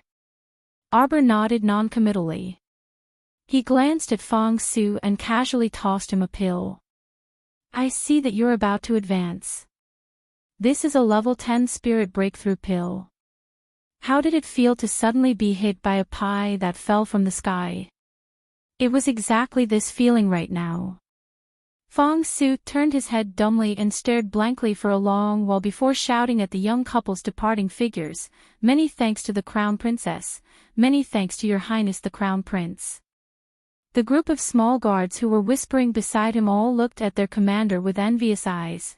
Commander Fong is really lucky. Chapter 39:14. Mo Luxing was a bit speechless as he gazed at the young couple sitting in his study. Here. The little fellow threw a small jar of ointment in front of the emperor and cast him a sidelong glance. If you have a headache, just pick your fingernail and smear it on your temples. In the future, don't use that shoddy powder of Madame Gua's to drive away the pain. Treating the symptoms but not the root cause. The more it is treated, the more inferior it is. The veins on the emperor's forehead pulsed faintly, and he silently put the item back into his inner world. He asked his son and daughter-in-law coldly, You went to see the Mu residence? How is the situation there? It's all right. The little fellow's tone really made the emperor wish for nothing more than to slap her to death. Glancing at his son, who was glaring at him like a tiger watching its prey, the emperor pressed between his brows and asked speechlessly, How exactly is it? They probably used a talisman matrix to transport them out. Or they hid in an underground talisman matrix that we didn't discover. The little stoic expressionlessly stated. Then she said, It won't be too late for Royal Father to summon them to clarify the situation when they are willing to crawl out of their rat hole. Mo Luxing speechlessly glanced at the little fellow. He was certain that if the Mu family's patriarch was sitting here and heard the little fellow say, rat hole, he definitely wouldn't be in a good mood. How much did she despise the Mu family? The Mu family is just like that. They walk the path of the middle and shrink back in whatever they do. They don't even dare to stand up for their wife's family when others bully them. That's right. Prince Mo immediately nodded in solidarity with a common enemy. Our Mo family absolutely won't be like this. The Emperor, just how strong is your desire to live? The little lady didn't beat around the bush to criticize you, yet you just had to blurt out this sentence. The Emperor missed his wife a bit again. How did he feel stifled when he kept seeing his son and daughter-in-law flaunting their affection in front of him? The little stoic then took out a small box from her inner world and tossed it to the emperor. This is a phoenix flower. As long as you refine it into a liquid, add a drop every time you refine pills, and you can guarantee a 100% success rate. Mo Lushing was instantly excited, and his stern face couldn't be maintained. He looked joyfully at Arbor. Is that the meaning? It's not what you think. With this flower ground into juice, even if it's a soul-returning pill, the success rate can reach 100%. Arbor said indifferently, in 2 days, I will be able to make the soul-returning pill. Really? Mo Lushing excitedly stood up. Yes. Xiao Mu nodded faintly. With the phoenix flower in hand, refining something like a resurrection pill above her level was a piece of cake. Mo Lushing immediately turned his gaze to his son. Mo Lian pouted unhappily. Of course it's true. Xiao wouldn't joke about this. You're not allowed to doubt my wife. Mo Lushing laughed loudly. Good. The great emperor's laughter alerted Hu Dequan, who was standing outside the door. Eunuch Hu staggered and almost lost his balance. What did he hear? The great emperor was actually laughing so happily. How many years had it been since the great emperor laughed so heartily? A trace of joy surfaced in Eunuch Hu's heart. It looked like the crown princess and His Highness the Crown Prince brought some exceptionally good news to the great emperor. I think the godly realm's advancement should be completed in these 2 days, Arbor said softly as he held Mo Lian's hand on the carriage heading to the Eastern Palace. Chapter 39:15. When the time comes, I'll go to Fish Orchid Planet to refine the pill. I can also save some time. Moreover, that place will definitely be rich in divine energy, so it'll be convenient for me to replenish my divine energy at any time while refining the pill. Mo Lian gazed at his wife tenderly. As she spoke, he listened and nodded repeatedly. His wife had thought of everything just so that they could succeed in refining the soul-returning pill on the first try. Don't worry, even if we can't do it the first time, we'll definitely be able to refine it a few more times. You and your mother will be able to see each other very soon. Jojo. Mo Lian pulled her into his arms and gently caressed her soft little face. It's my fortune to be able to hold hands with you in this life. Arbor tilted her head and pinched his cheek. What silly things are you saying? She nuzzled in his arms and suddenly giggled. Mother will definitely call you little glutinous dumpling, right? You must have looked strong and chubby when you were young. Just thinking about it makes me a little cute. Mo Lian, the two returned to the Eastern Palace hand in hand to rest. Before going to bed, Arbor recalled something and instructed Li Yi to call Qin Yi over tomorrow. She thought of some things, so she still planned to clarify them. Song Prefecture. The water veins that meandered like jade slowly flowed past, following the current towards the direction of the Sea of Forgetfulness, rushing forward without turning back. It had been raining in the imperial city for the past few days. The continuous drizzle was like a faint mist that dissipated with the wind the moment it touched the body. Duan Yu walked towards noble consort Duan's residence with a smile while holding a small brocade box.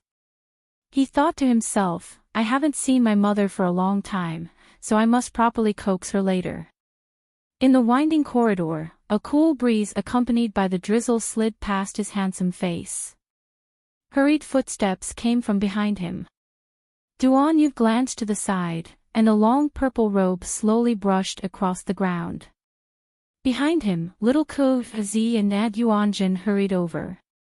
Both of their faces were slightly pale. Xiao Kezi even went up to stop him without thinking.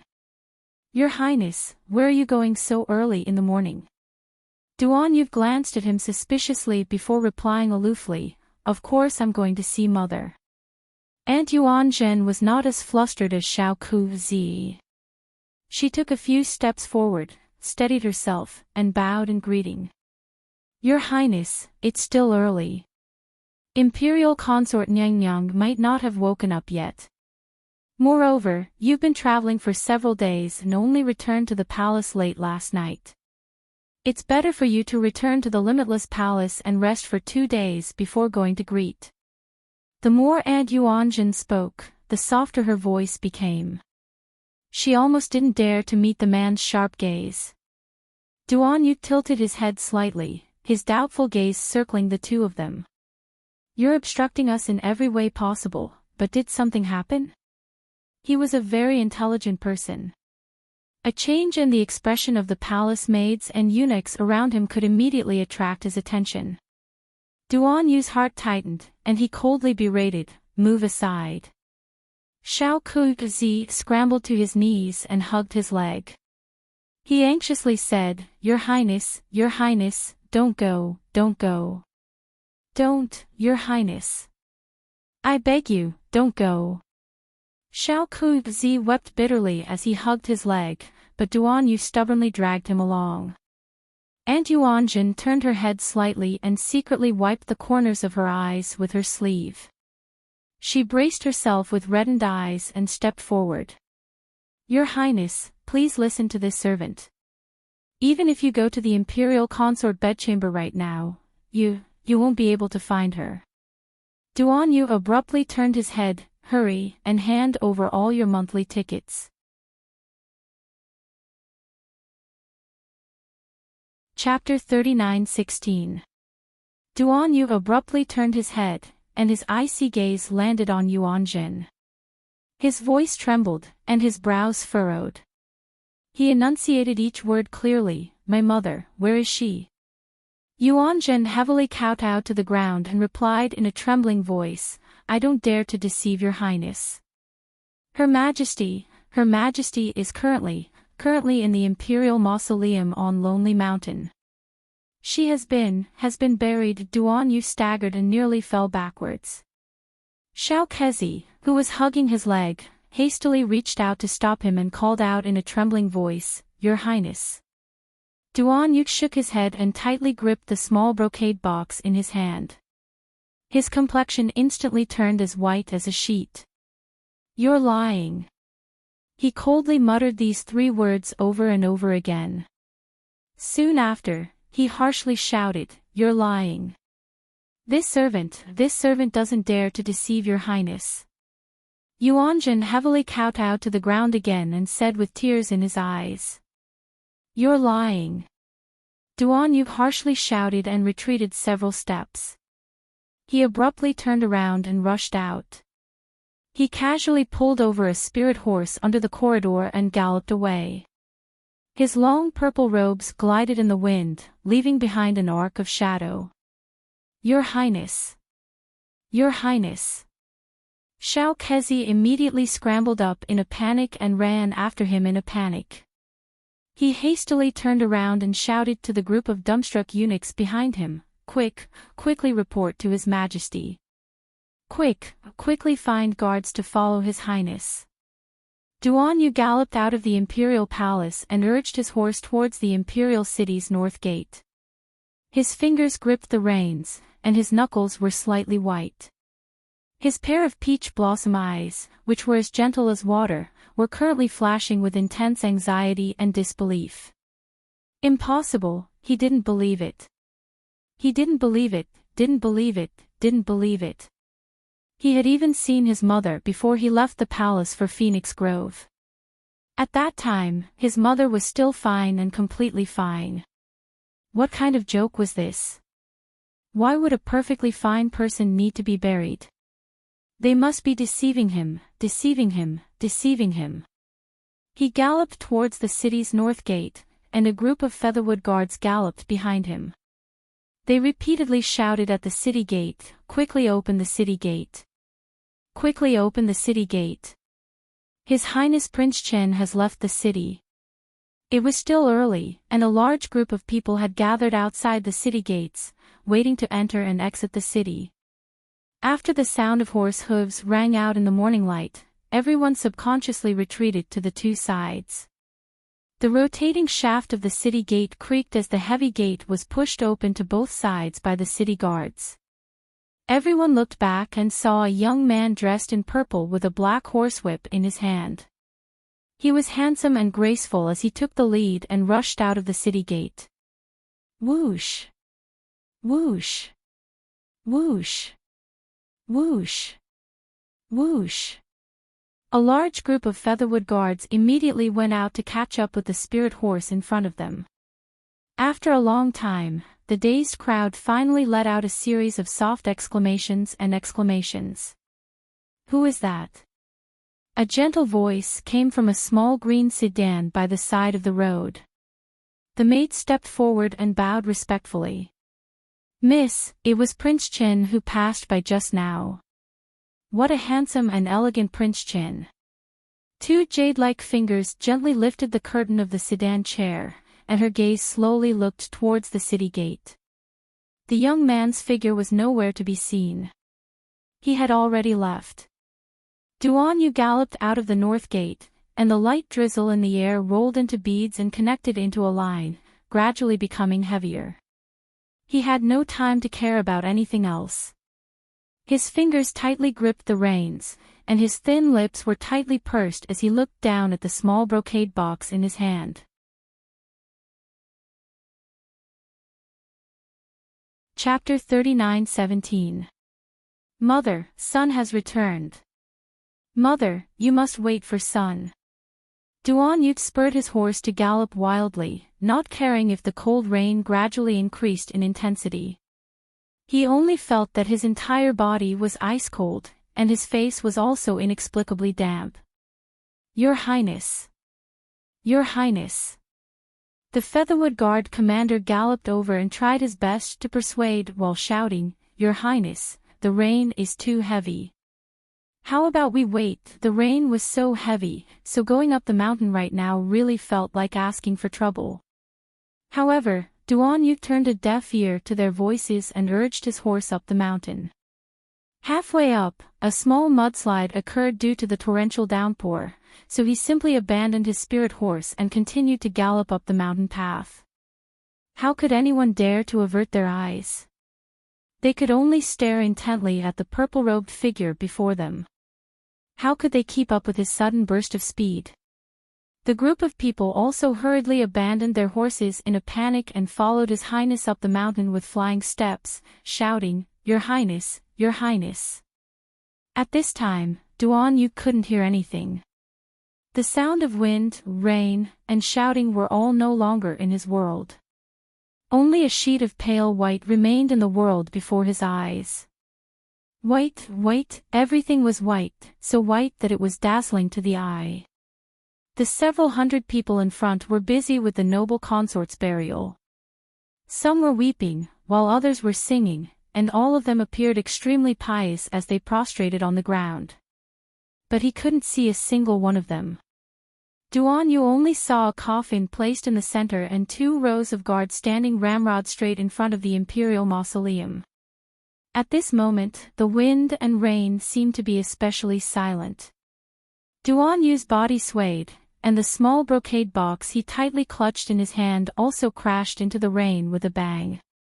Tears that had not been shed for a long time flowed freely and silently. That pair of beautiful eyes that usually flowed with extraordinary splendor was now gray and desolate, as if a gust of wind could push them heavily to the ground. Everyone was stunned. Perhaps they didn't expect His Highness the 4th Prince to suddenly appear. His sudden appearance caught them off guard. Duan staggered over from the kneeling crowd like a wandering soul. He extended a pale finger and slowly brushed it across his mother's coffin before heavily kneeling on the ground. Your Highness. Noble consort Duan's personal old nanny, Lin Shi, instantly threw herself in front of him and sobbed, You're finally back. Thank the heavens and earth that you were able to rush over and send off the imperial concubine on her last journey. Mother Lin was sobbing uncontrollably. However, Duan turned a deaf ear and only gently pushed open the coffin lid. As he gazed at his mother's peaceful sleeping face, his lustrous tears landed on the back of his mother's hand with a plop. Mother. Duan Yu sobbed as he leaned against the coffin. Son has returned. Mother, your son is back. He reached out his hands, wanting to carry his mother out of the coffin. Mother Lin and the others hurriedly stopped him. Your Highness, her ladyship is about to be buried, Your Highness. Mother, your son is back. Duan Yu forcefully pushed aside the countless hands around him and insisted on carrying noble consort Duan out of the coffin. He hugged her tightly in his arms and said in a choked voice, Mother, your son has returned. Your Highness, my condolences. The Empress had already passed away. Please let Her Highness leave in peace. Your Highness. Liar. You're all lying. Duan Yu forcefully pushed away Mother Lin and the others' arms and shouted harshly, My mother didn't die, my mother won't die. Where are the pill alchemists? Where are the physicians? I want to find the best pill alchemists in the world. They can definitely save my mother.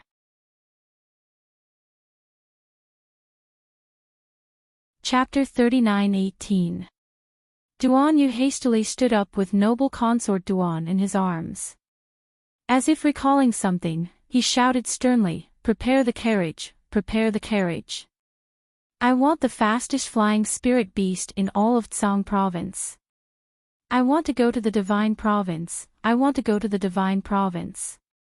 Find Jojo to save his mother. Even if the whole world couldn't save his mother, Jojo definitely could. Jojo would definitely help him, she would definitely help him. Resurrection pill. The resurrection pill will definitely save my mother. The resurrection pill will definitely, Your Highness. Nanny Lin knelt on the ground while weeping bitterly. She tightly hugged the corner of Duan Yu's robe and stammered, Her Highness is only a normal person. She's gone, she's gone. She's long gone, and her soul has scattered. Nanny Lin had never heard of that resurrection pill, but she presumed that it must be a cultivator's superb resurrection method. But Her Highness noble consort Duan was only a normal person. It was useless for normal people to eat any kind of pill. At most, they could eat some pills to extend their lifespan while they were alive. As for after death, cultivators could recover their souls. Where would normal people recover their souls? Duan Yu staggered and fell next to the coffin. He hugged his mother in a daze. Your Highness, Your Highness. Duan Yu shook his head and hugged noble consort Duan's icy body. His tears dripped onto his mother's face. Mother, don't abandon your son, Duan Yu murmured softly. As he hugged noble consort Duan's icy body, he forcefully pushed away the hands of others who came to support him. Don't abandon your son, mother. Duan Yu shook his head. Don't abandon your son, mother, don't abandon me. Duan Yu shook his head again and muttered pitifully, I'm all alone now. He lowered his head and hugged noble consort Duan horizontally with both hands. His entire body was curled up next to the coffin. He was as lonely as a wandering little beast, making one's heart uncontrollably break. Your Highness, don't be like this, Your Highness. Her Highness won't be able to leave in peace with you like this, Your Highness. Duan Yu pressed his head tightly against noble consort Duan's head, as if he could feel that his mother's breathing had not stopped. Like this. As if he could be closer to his mother. He pushed away Mother Lin's hand and stubbornly hugged his mother. He shook his head, then shook his head again. No matter how cold the rain was, it couldn't be colder than his heart right now. Thunder rumbled in the sky, and heavy rain poured down. Those madams wearing straw raincoats were secretly complaining incessantly. He then stole a glance at the fourth prince and couldn't help but sigh. According to the records of later generations, the four sons of Emperor Tsang were exceptionally gifted and intelligent. When his mother, imperial concubine Duan, passed away, the fourth prince held her coffin and cried for 3 days and 3 nights in the imperial mausoleum. He observed mourning for 30 days and did not leave the imperial mausoleum.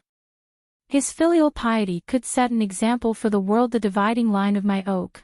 After Chinyu walked through the door, he bowed. Chinyu greets the crown princess.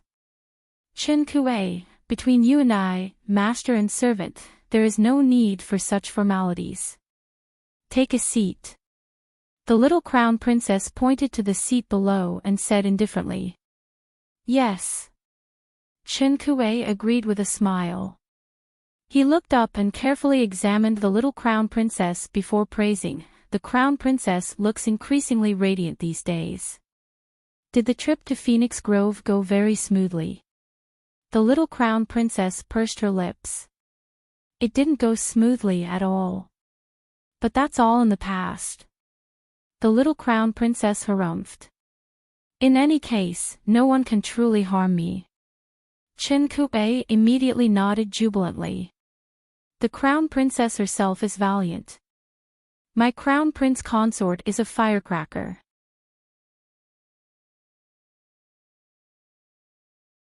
Chapter 39:19. In the future, even if I have to go to a dangerous place to train, this old servant can rest assured. I'm sure Mrs. Spirit in heaven must be very happy. Arbor grunted, took the teacup handed to her by the little palace maid, and raised her eyes to ask. I'm sure you know about the Mu family. Chen Yi nodded. I went to the Mu family's ancestral temple yesterday. The ancestral temple's gate was tightly locked. I thought I couldn't break it at will, so I didn't go there to disturb them. Xiao Mu remarked dryly, where exactly did that bunch of old fellows and little fellows from the Mu clan hide? Do you know what to do? Before she went to bed yesterday, she thought that Chin Yi might know which mouse hole the Mu family would hide in to take refuge, so today she specially called her over to ask. The ancestral temple is protected by the strongest talisman array.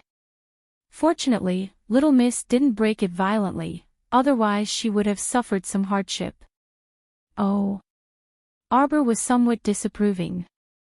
With the Mu family's talisman technique, it was indeed difficult to make her suffer.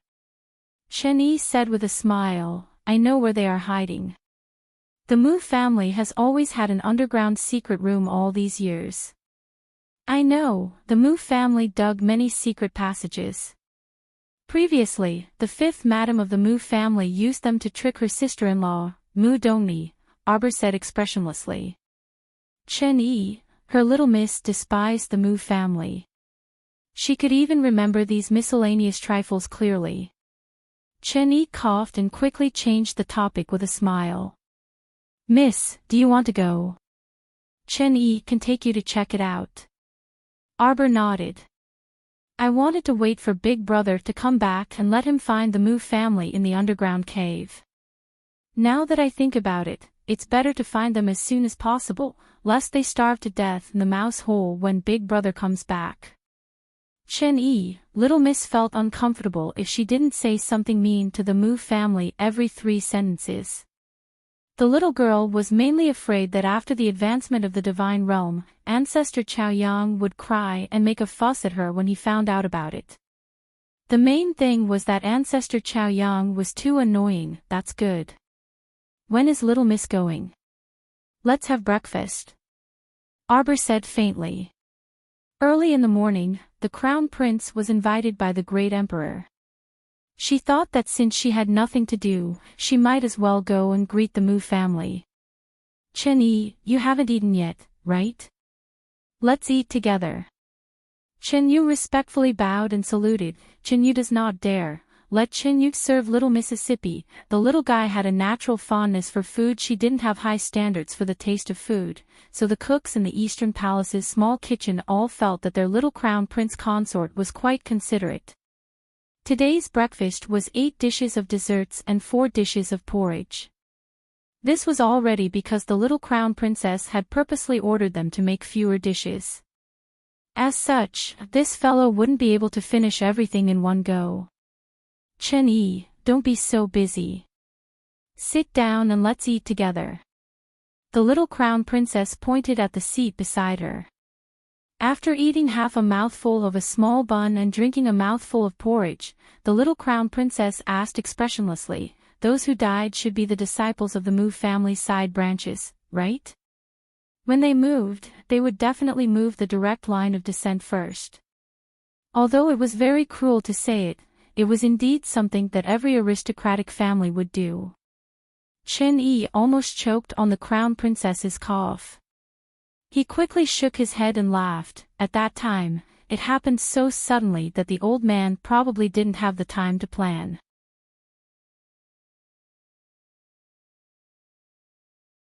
Chapter 39:20. The implication was that the whole family might have gone to the underground secret room at that time, so there probably wasn't time for them to be divided into the main branch and concubine branches. Oh. Arbor nodded indifferently. Over 100 Mu family members died. Arbor's eyes were indifferent. After I went to take a look, I had the guards burn them. The arms of those corpses were all black. If they weren't burned, there's an 80% chance that the corpses would turn into corpses, which would be even more troublesome. Arbor didn't like trouble. Compared to solving problems, she preferred to idle around and drink tea and eat snacks. Chen-Yi pursed her lips into a smile. After interacting with her so many times, she already knew what kind of temperament her young miss had. She felt that this temperament was very good. Compared to the young Miss's tenacity and indomitable spirit, the young Miss seemed to be more mellow than her mother. Although she usually didn't speak much and had a seemingly cold temperament, her pair of eyes could see more clearly than anyone else. Her intelligence was truly admirable. "I didn't see Mu Qingya's body," Arbor said expressionlessly. It wasn't that she had to curse Mu Qingya to die, but that she had paid more attention to this woman from beginning to end. The night attack on the Mu family was so sudden, and Arbor saw so many corpses, so she naturally went to the corpses to look for people she thought she was more familiar with. Mu Qingya wasn't among the corpses, which made her somewhat surprised and somewhat clear. After all, she was the former family head's wife. Even if she didn't have any martial prowess, she definitely had people protecting her. Mu Jingfeng had fallen from power, but the woman in charge of the Mu family still seemed to be Mu Qingya. Based on this point alone, it could be seen how powerful this woman's methods were. Her husband's meridians were half crippled, and he was now a cripple, but she could still firmly hold the power of the Mu family. Of course, the most important core power of the Mu family couldn't be handed to her, but at least Mu Qingya's position in the Mu family, whether Mu Jingfeng was present or not, was as stable as a mountain. Chen-Yi couldn't help but twitch her lips. The more she looked at her young miss, the cuter she was. Just how much did she dislike Madame Mu? It should be said that the young crown prince consort didn't like anyone in the Mu family from top to bottom. First, Madame is the madam of the household. Naturally, there are hidden guards protecting her. Chen Kuei laughed and said, "If she were to die, although the Mu family would not suffer a great loss, it would be quite troublesome for them to be in charge of the family." Oh. Xiao Mu nodded absent-mindedly. Although she doesn't have any cultivation and is only a normal girl, she is probably the only one in the entire Dragon Flame City for an ordinary girl to be able to do what she did. Chen Kuei nodded. The eldest madam is truly very strong. She is a model for women. This old servant still remembers that not long after Madame's miscarriage, she rested for less than 3 days before taking charge of the Mu family's affairs again. Alas, all these years, if it weren't for her, I don't think the first branch would have any better days. Arbor put down the porridge spoon and glanced at Chen Ku. He caught the key word. Miscarriage. Doesn't Mu Qingya only have one daughter, Mu Roxuan? Chen Kuei's expression was slightly awkward. Your father, ever since he went to Qingya's courtyard to rape her after that hangover, he regarded her as his woman.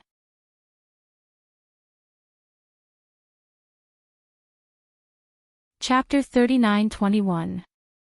Xiao Mu expressionlessly nodded. So, after that, they were actually still hooking up until my mother's death. After Mu Qingya was married into the family, they were actually together the whole time, right? Chen Kuei nodded awkwardly and then said, Qingya is just a poor woman. With her little strength, how could she be your father's opponent? Even if she locked the door, these words weren't so pleasant to hear. The dignified Mu family's patriarch was actually a villain who sneaked into a woman's boudoir at night. No matter how this spread out, it would be a very embarrassing thing. Ha! Arbor sneered. Eldest Madam's daughter who miscarried should be 1 year younger than young Mississippi. If she was still alive, she should be 15 years old. Arbor's eyes were cold as he sneered. Just a pair of sluts. Chen Kuei was startled. He felt that Mu Qingya was wronged and wanted to defend her, but when he saw Arbor's icy face, he couldn't continue. You mean, Mu Qingya was already pregnant when she married into the family? She miscarried not long after she married into the family. After all, didn't that bastard Mu Jingfeng officially marry Mu Qingya not long after her mother's death? And, a lot of things happened that year. Chen Kuei nodded. Alas, young miss, eldest madam is really a poor woman. This old servant still remembers that second young miss was almost full term when she unexpectedly went into labor and gave birth to a stillborn. Chen Kuei shook his head. Eldest madam is really pitiful. At that time, her vitality was seriously damaged. Just like that, after a few days of rest, she forced herself to deal with the Mu family's affairs. Could it be that there's no one else in the Mu family besides Mu Qingya? Arbor coldly said. Mama, although you and mother's cultivation is high, you have no control over people's hearts. Arbor sighed and didn't continue. Chen Kuei was startled and subconsciously glanced at his young Mississippi. Was the little crown princess thinking too much? The human heart. Arbor reached for a handkerchief and rapped for exquisite pastries. He said expressionlessly, let's go to the mouse hole of the Mu family and see them. Chen Yu, he felt that his little miss was increasingly disliking the Mu family. It was still early, and the morning breeze was gentle. Arbor and Qin Yi brought along Li Yi and Ao Yi, who had nothing to do, and headed to the Mu family in the Winter Moon Mountain Forest. On the Mu family's mountain path, the bloodstains were still there, but the guards had all withdrawn. They didn't meet anyone along the way up the mountain. It wasn't until they reached the empty mountain gate that Arbor stopped. In front of the Mu clan's wide mountain gate, the black-framed plaque with red words that was originally hanging in the middle had been swept to the ground and broken into 2 pieces. It looked a little bleak. Arbor stepped on the plaque and walked in expressionlessly. Everyone was speechless. Chen Kuei coughed lightly and very perceptively led the way. He led them all the way to a remote courtyard and pointed to a dry well in the courtyard. There's a passage down here. However, the Mu family has quite a lot of secret passages. This old servant really doesn't know if we can smoothly find them. Of course there's more than one mouse hole. Arbor sneered and then said to the group of purple forest guards behind him, dig it.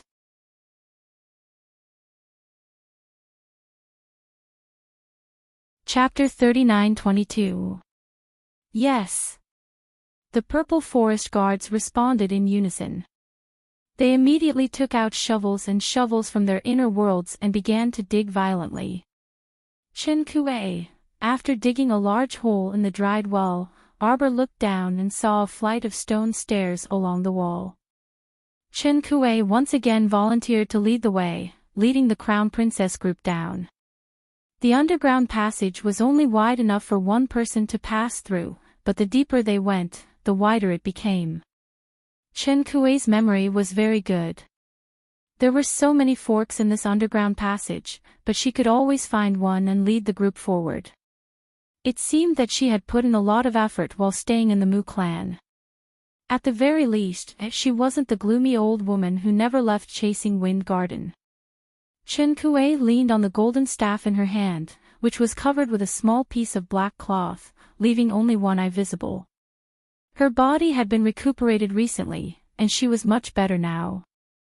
Her movements were extremely nimble, and her large strides were as fast as the wind. After passing through a few forks in the road ahead, everyone seemed to smell a faint fishy smell. After walking for about half a quarter of an hour, Chen Yi raised his hand and stopped everyone. She turned to Arbor and said in a low voice, "Young miss, look." Arbor took a few steps forward, frowning slightly. There were several corpses lying in front of them. It seemed that they hadn't retreated in time and had been killed by some of the All-Seer's men. A purple forest guard stepped forward and looked through their clothes, then said in a low voice, "Crown Princess, there are 2 black-robed men with the symbol of the sun embroidered on their collars." Arbor frowned, then suddenly narrowed her eyes. A vine shot out from her sleeve and quickly pulled the purple forest guard back. With a whoosh, the purple forest guard was instantly pulled back from the other end of the tunnel by Xiao Mu, and he nearly crashed into the wall. He only steadied himself with the help of his 2 companions. Everyone looked over and saw that the corpses that were originally lying on the ground were creaking and slowly crawling up from the ground like machines. First, their limbs stiffened and twisted, and then their heads began to make cracking noises. Their hollow eyes looked at them without any light, and then they suddenly began to move. Li Yi expressionlessly summoned a long sword from her consciousness and held it in her hand, ready for battle. Stay Up Late exclaimed, "Oh my God." His smile disappeared. The corpse has mutated. They were indeed turning into zombies, and they were turning into zombies very quickly. In the beginning, it was only turning its neck stiffly and swaying as it walked. When it rushed in front of them, its speed had increased by several times, and its arms and legs had become very sharp. It was actually a high-grade 2 corpse puppet. It's been a long time. Arbor looked coldly at the rapidly moving things in front of him.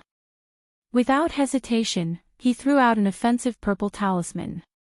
With a bang, the talisman exploded on the leading corpse hag's body. However, the explosion did not cause it to bounce back an inch. Instead, it caused it to let out an even more unpleasant roar, as if it was enraged after being provoked, and it pounced at Xiao Mu with even greater speed. Swish! Xiao Mu shot an arrow into that guy's head by a hair's breadth. The black gold arrow was like a streak of light, instantly hitting the corpse hag. A huge force exploded, sending it flying and crashing into the stone wall behind it.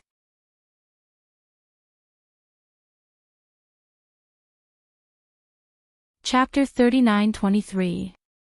Dirt and rocks tumbled down. Arbor's gaze was cold and mocking as she looked at the zombies in front of her. She shook her head. Too weak. After seeing a special-class zombie like Wei Mingli, he could kill these high-class zombies for fun if he encountered them now. Only a special-grade zombie like Wei Mingli could possibly be her match. The startled swan dagger, a top-tier spirit weapon, hadn't been able to pierce through Wei Mingli's skull in one hit. Only a zombie like that was worth playing with. Other than that, none of them were Lord Jojo's match. Arbor flicked out several defensive talismans and covered everyone's bodies. She raised her hand and said, "Kill their heads. Don't waste your energy on the other parts." Understood. The purple forest guards leapt forward in high spirits and attacked bravely. Wherever their weapons went, they all aimed for the zombies' heads. These purple forest guards were all experts above the 13th level of the spirit realm. Compared to the high-level zombies in front of them, they were only second-level zombies among the high-level ones. They were roughly equivalent to a 10th-level spirit realm cultivator. They were no match for the purple forest guards at all. As long as everyone could protect themselves from being scratched, there wouldn't be much of a problem in battle. They took care of the mutated zombies in the tunnel in almost a matter of minutes.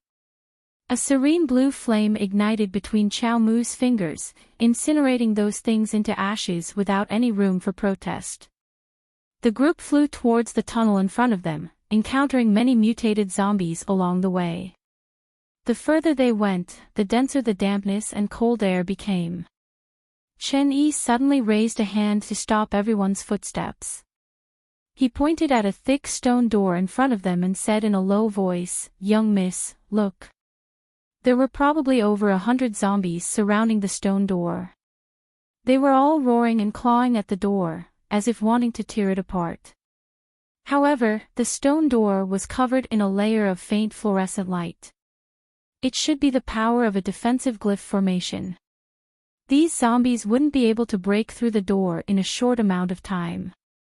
Arbor snorted coldly. It looks like the Mu family is hiding in this rat hole. Roar roar.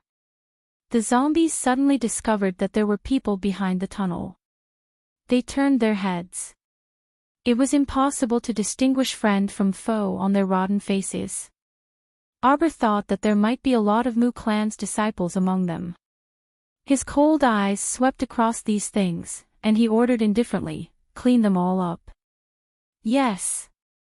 Dozens of purple forest guards charged forward, and Aoyi and Li Yi were naturally not far behind. Wherever the sword light passed, heads fell to the ground as if they were vegetables being chopped up. Arbor stood at the back of the group battle, his sharp eyes constantly sweeping across these undead hags. Whenever he saw something strange, he would immediately use his vines to drag it in front of him. Her pale fingers held a spirit tool sledgehammer, and without another word, she smashed the corpse puppet's head flat in a matter of minutes. Chen-Yi, who was standing beside the little miss, couldn't help but use his sleeve to wipe the sweat on his forehead when he saw the little girl's battle prowess. The pitiful Mu family, if they had foresight, they definitely wouldn't have dared to provoke their little master. Who would dare to provoke such a young lady? Were they afraid of not dying fast enough? A quarter of an hour later, the zombies surrounding the stone door were all cleaned up and burned to ashes without hesitation. Arbor frowned and glanced at the wreckage on the ground. The heavenly luck fruit was really going to make a big move.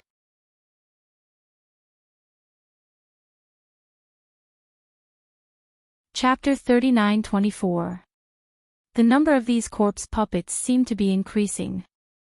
Arbor indifferently glanced at the stone door. His fingers moved quickly, drawing a deciphering talisman in the air and flicking it at the stone door. Chen-Yi watched in astonishment, and his heart couldn't help but tremble slightly. He inwardly mused, "No wonder the little crown princess looked disapproving when I mentioned the talisman array outside the ancestral hall yesterday." It turned out that the crown princess talisman technique was actually this exquisite. She was probably the only person in the world who could draw talismans in the air. The deciphering talisman shook on the stone door, instantly erasing the defensive talisman array on it. Arbor used the large spirit hammer in his hand to knock on the stone trough at the side, neither lightly nor heavily. The stone door instantly swung open with a crash. In an instant, there was quite a commotion inside the stone door. Countless dazzling spiritual forces aimed at the door, ready to erupt at any moment.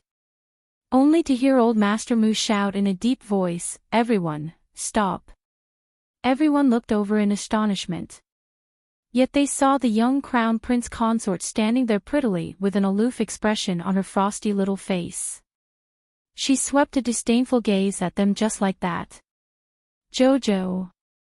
Matriarch Mu breathed a sigh of relief and hurriedly patted her son and daughter's hands, repeatedly shouting, "What are you doing? Withdraw your spiritual forces, withdraw them." This stone room was quite big, and it was currently crammed full of people. Probably all the people from the Mu family's direct and collateral branches who had been transferred here were all here. In the tunnel, they had dealt with hundreds of corpse puppets that were either Tianyun or the Mu family. Currently, there were about 1,000 people in the stone room. They were probably all the people from the Mu family in the imperial capital. Crown Princess. Mu Qingya breathed a sigh of relief and hurriedly walked forward to bow. "You're here to save us, right? Thank you for saving us." A middle-aged man in his 30s walked forward from behind Mu Qingya and also politely bowed to Arbor. Arbor found this person somewhat familiar. This man seemed to be Mu Jingfeng's follower, Mu Liang. Nodding, the little crown princess looks at Grandpa Mu expressionlessly. She finds that although Grandpa Mu looks tired, his clothes are clean. Then, Arbor looked at the Mu family members who were lying in the corner and said indifferently, "Let's talk outside." "You can't go out." A woman's shrill voice rang out, "There are monsters baring their fangs and brandishing their claws outside. You can't go out, you can't go out." Xiao Mu turned around and walked outside, not spouting a single word of nonsense. Chen Yi glanced at the little crown princess, then nodded and bowed to the old man. "Old Master Mu, please." Mu Zong nodded and didn't say anything else. He supported his wife and followed her out of the stone room. The woman was still shrieking, "Are you crazy? Do you not want to live anymore? Don't you see how scary the monsters outside are?" Yuan Qiong, who was standing next to her, was also scared to death when she saw the old nanny's appearance. She tightly gripped her small handkerchief and was so nervous that her face turned pale. These days, her life had been particularly difficult. Especially after the old master's meridians were crippled and half of his body was locked up. After he went crazy every day, she immediately leaned against him and no one in the first branch took her seriously. She wrung the handkerchief in her hand and bit her pale lips.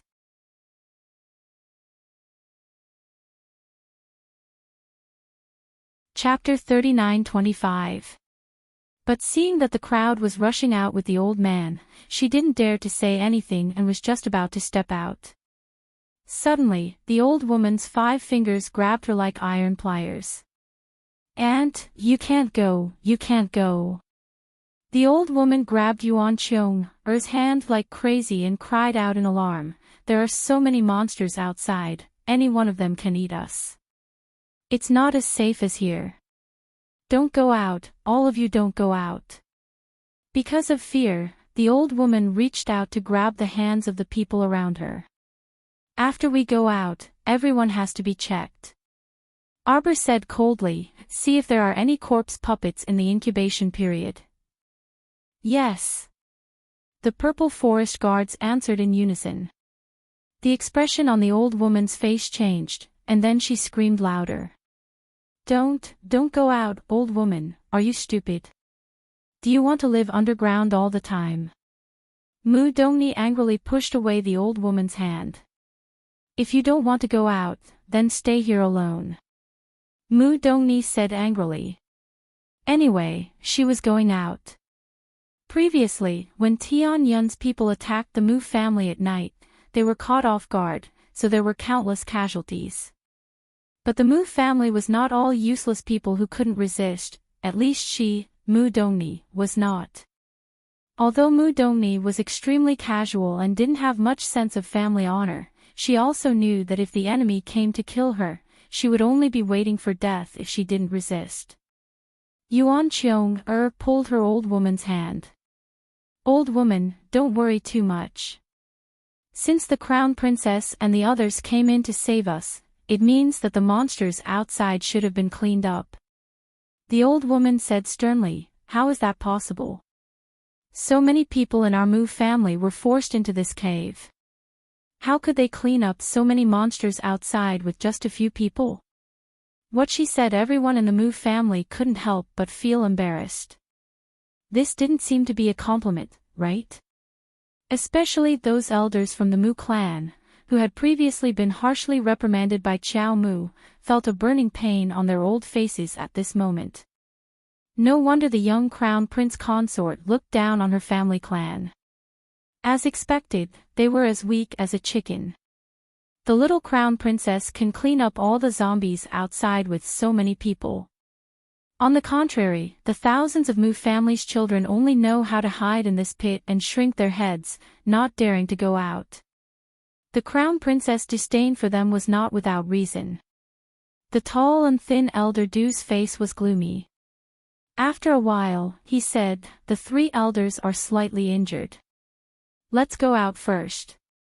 The great elder, second elder, and third elder had put in a lot of effort in the process of transferring all the Mu family disciples. All the disciples of the Mu clan were grateful to them. Xiao Mu glanced back faintly at Elder Nadu, looking down on this mistress, Yuan Qiong, even more. The shrewd women by this woman's side were like mad dogs. They didn't want to go out and even begged others to stay with them. It was a little ridiculous. Arbor glanced at the old woman and his gaze paused. He looked at the faint color on her face and glanced at her again. She suddenly stopped in her tracks, and the group of people following behind her naturally stopped as well. Old Master Mu looked at her in confusion and was about to ask what was wrong. However, he saw the little crown princess walk past them and enter the stone room, walking straight towards the old woman in the corner. Yuan Qiong happened to be comforting the old woman.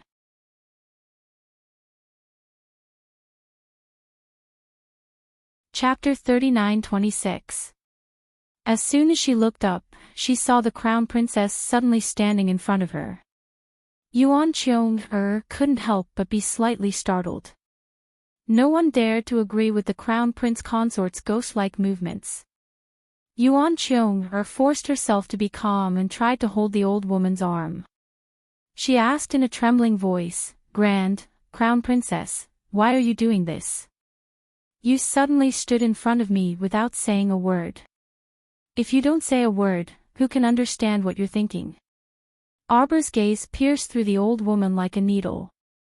He suddenly reached out, his fingers covered in the Vajra talisman as cold as jade. He grasped the old woman's arm. The old woman was so frightened that she couldn't help but tremble. Her entire body trembled as she shrieked, "What are you doing?" With a rip, Arbor pulled away the old woman's clothes and coldly looked at the 3 very obvious lacerations on her arm. "You've been infected." Sir Jojo's voice sounded extremely cold. He stared at the old woman as if he was looking at a corpse. No, no, no. The old woman trembled violently and couldn't help but tremble. She cried out in alarm, "Don't talk nonsense. I didn't do it at all." On the side, Mu Dongni also screamed. She quickly pulled open her sleeve and looked at her fair arm. Seeing that there were no scars on her arm, she sighed in relief. A trace of anger appeared on her plump, pretty face. "You old ghost, you actually have such bad intentions. No wonder you wanted to catch me just now. So you wanted to harm me." "No, no. Second miss, don't talk nonsense." The old woman cried out harshly, I didn't do anything." She looked pleadingly at Yuan Qiong. "Auntie, I'm not infected. Auntie, believe me." Yuan Qiong looked as if she had been scratched by a venomous snake. She withdrew her hand and took a few steps back. She cautiously looked at the old woman beside her and sized her up. When she saw that the old woman wanted to walk towards her, she quickly berated, "Don't come over, stop right there. You're not allowed to come over." Currently, the matter of the corpse puppets in the upper 3 provinces had already been publicized in the central plazas of the various cities. It was a terrifying existence that would gradually transform into a monster after being scratched. When was Nanny scratched? Could it have been last night? Last night, a few zombies came out from the cave nearby and killed 2 disciples of the Mu family. They even captured this old woman. In the end, although those monsters were killed and thrown out of the stone room, no one knew that the old woman had been scratched by the corpse hag. If she hadn't been found out, she would have been hiding in the crowd and could have exploded at any time, killing everyone around her. Thinking of this, Yuan Qiong couldn't help but shiver all over. Damn it, I was almost killed by this stupid woman. Yuan Qiong glared angrily at the old woman and snapped, "Jiang Mama, how can you be so foolish?" Auntie, I didn't." "Auntie." The old woman cried out and reached out to grab Yuan Qiong's sleeve. However, Yuan Qiong waved her sleeve away as if she was avoiding a venomous snake. She even retreated more than 10 steps. When she was far away from the old woman, Yuan Qiong said coldly, "You're already like this, and you still want to harm me? Crown Princess. Quickly get rid of this old woman. If she suddenly turns into a corpse, won't we all suffer?"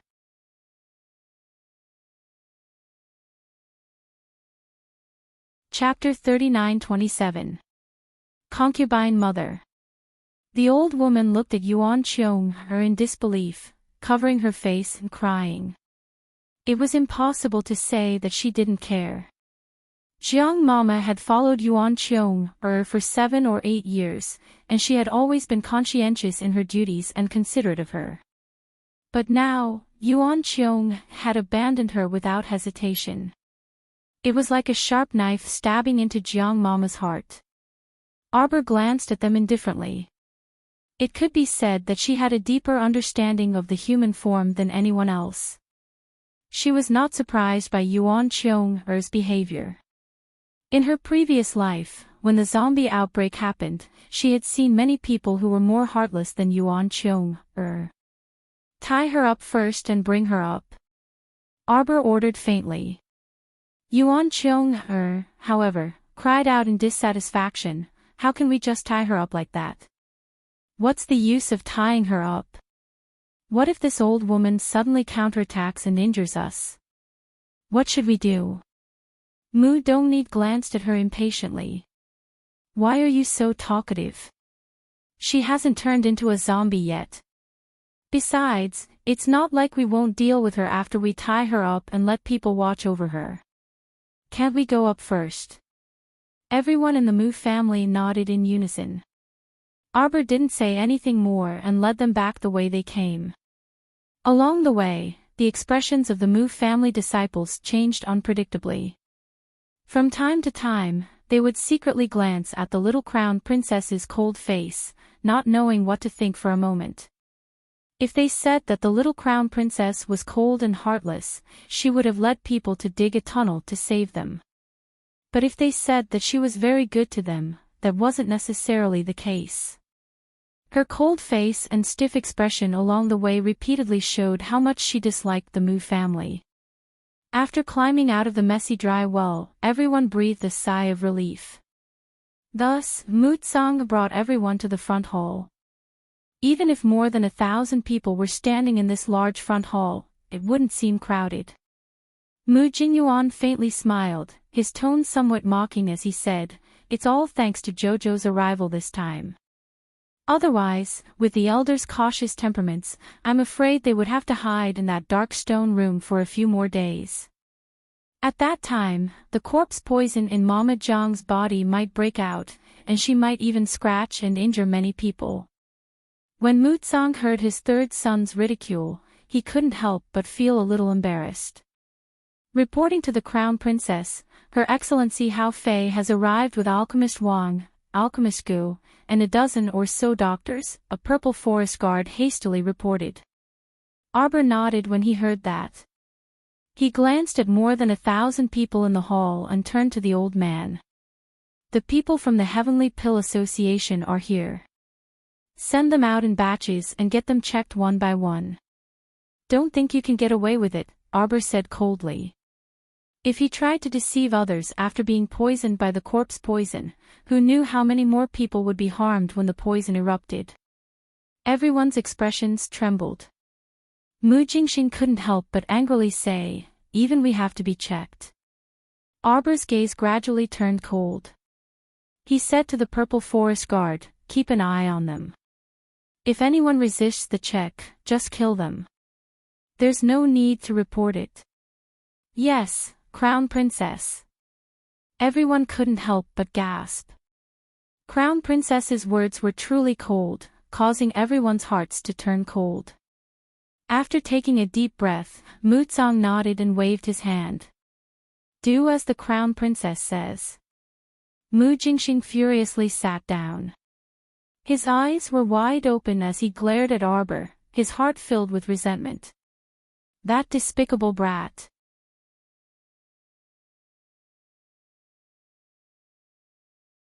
Chapter 39-28. Second branch's seventh Miss, Mu Ro Sien, also sat down heavily under Madame Chio's tug. Most of the people had gone out for inspection, leaving only old Master Mu, Matriarch Mu, and several sons, daughters-in-law, and grandchildren present. Seeing that the little crown princess did not speak, Mu Tsang couldn't help but sigh. Jojo, the Mu family suffered this calamity and barely managed to preserve a bit of its foundation. I hope you will carefully consider Ancestor Zhaoyang's suggestion. Mu Jingxing slammed his cup on the floor and stood up hatefully with cupped hands. Father, I still have matters to attend to. Forgive me for leaving first. Jingxing. Old Master Mu Tsang's face instantly darkened. He knew what his second son was thinking, but who dared to obstruct Ancestor Zhaoyang's orders? Arbor glanced at the old man indifferently. It's enough for the Mu family to have you. If it really doesn't work, I think third uncle is pretty good. There won't be any problem in handing the Mu family to him. Mu Jingyuan was startled, then a smile blossomed on his face. It wasn't because he heard Jojo say that he would hand the Mu family to him, but because it was the first time he heard Jojo call him third uncle, so he was very happy. He even had a happy expression on his face. Mu Jingyuan stood up and laughed. Jojo, you called me third uncle. Old Master Mu's expression was extremely stifled. His granddaughter acknowledged third uncle, but did not acknowledge him as her grandfather. He had no place to put his old face. Mu Jingrui looked at his third brother with envy. He had interacted with the little fellow much longer than his third brother. He didn't expect that the first person the little girl acknowledged from the Mu family would be his third brother. However, this wasn't strange. After all, his third brother had stood unswervingly behind his eldest sister-in-law and the little girl. Seeing this, the old man sighed helplessly and nodded. It's not easy for you to accept the Mu family in such a short time. Let's discuss this matter later. But this time, we are very grateful that Jojo is willing to let bygones be bygones and come to find us. Mu Jingzhuang and the others also nodded. Only the people from the second branch sat there with wooden faces, as if someone owed him millions of spirit coins. When Madame Chio saw the old man's gaze, she moved the corners of her lips in grievance and pulled out a very stiff smile. In fact, she didn't want to sit here and cause trouble, but her husband had left, so she had to stay here with her children and listen to what they were talking about. What if it affected the interests of the second branch? 3 days ago at night, Tian Yun's people suddenly came, as if they had barged in through an empty door.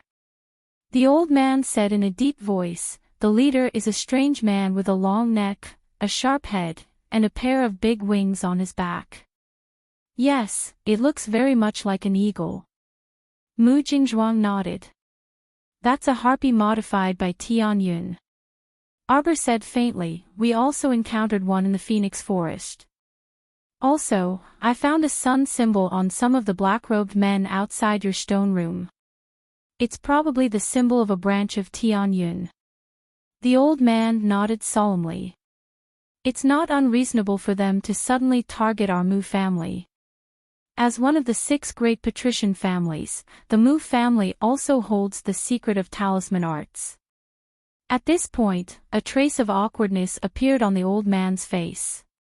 Of course, the difference between their talisman arts and his little granddaughter's was like heaven and earth. But outsiders didn't know.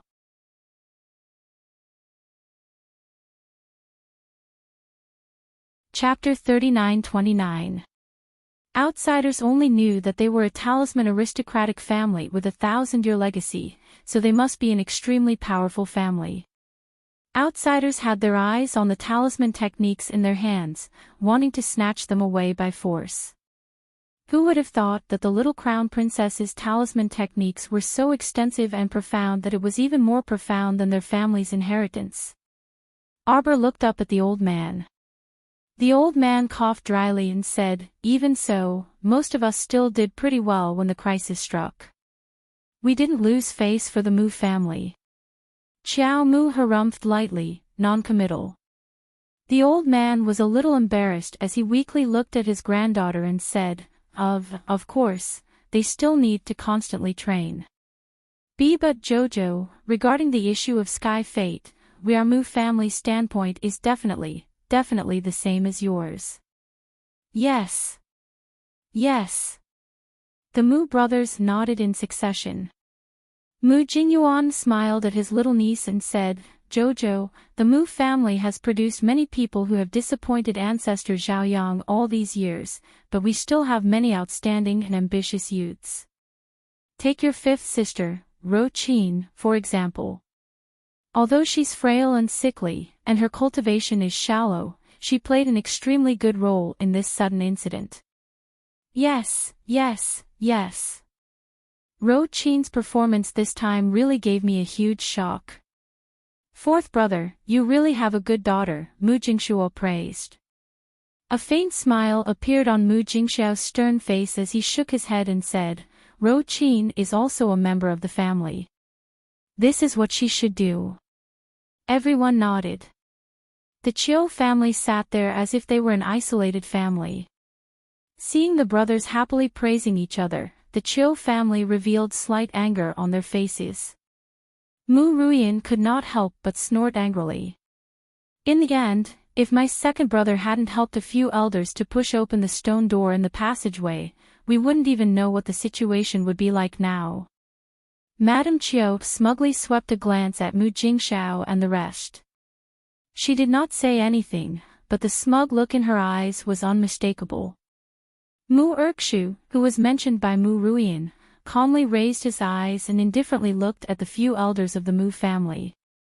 Mu Jingzhuang's expression was rather awkward. He laughed and said, Shui is naturally talented and capable.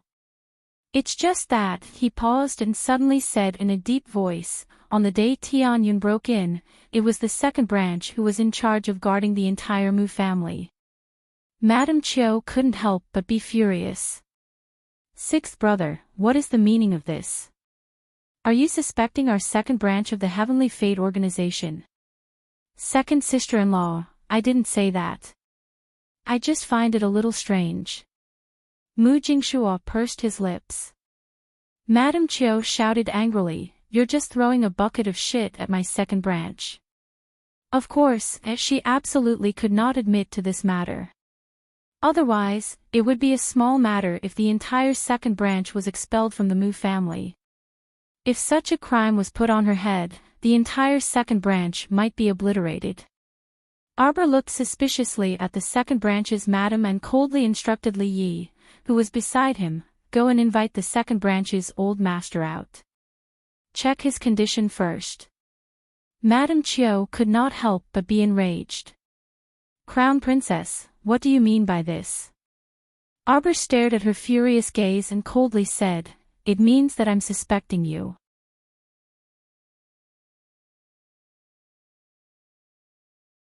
Chapter 39-30. Everyone choked in terms of infuriating people. No one would dare to rank ahead of the little crown princess even if she wanted to be ranked second. Arbor coldly glanced at Madame Qiu. If second uncle doesn't have a guilty conscience, why did he leave so quickly? Crown princess, please be careful with your words. Mu Erkshu abruptly stood up and said with a cold expression, my father is loyal and devoted to the Mu family. You can't wrong him like this. Li Yi. It's the crown princess. Without another word, Li Yi stood up and walked out the door. A moment later, she led people to escort an enraged Mu Jingxing over. Arbor coldly swept a glance at him and directly opened his divine eye to look at his brain. His divine sense swept around, but he didn't find anything suspicious. Arbor retracted his gaze, his pensive gaze resting on Mu Jingxing's face.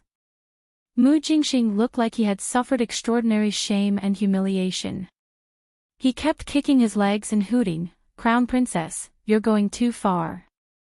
You're going too far. The little crown princess looked at him coldly and said, you're the one who made people suspicious. Mu Jingxing was furious. How did I make people suspicious? If you don't have a problem, why did you leave the hall in an excuse? Arbor coldly glanced at him, annoyed that he was finding trouble for himself. Since he didn't have a problem, why did he throw a tantrum and return to his room? She even had to spend some effort to invite him over again.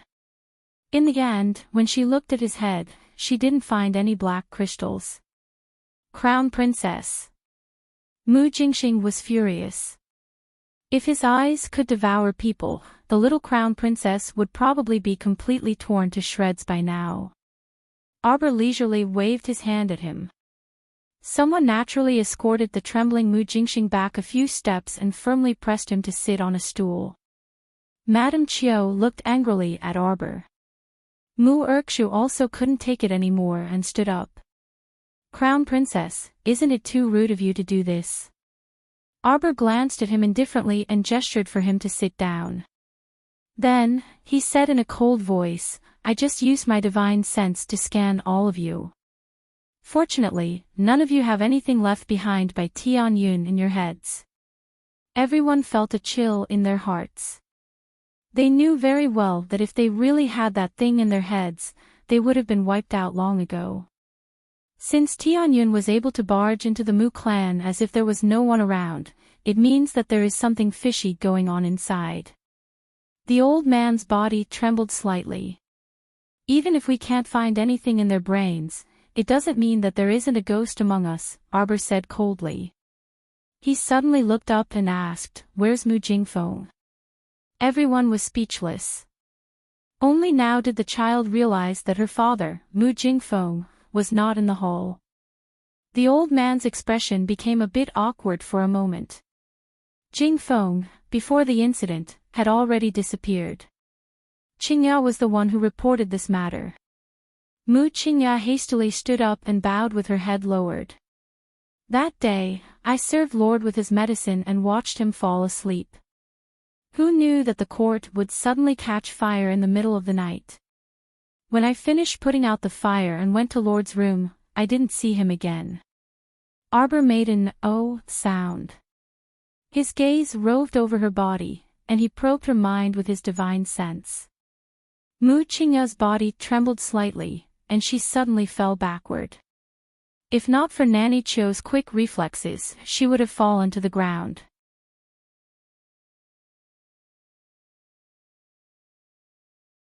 Chapter 39-31.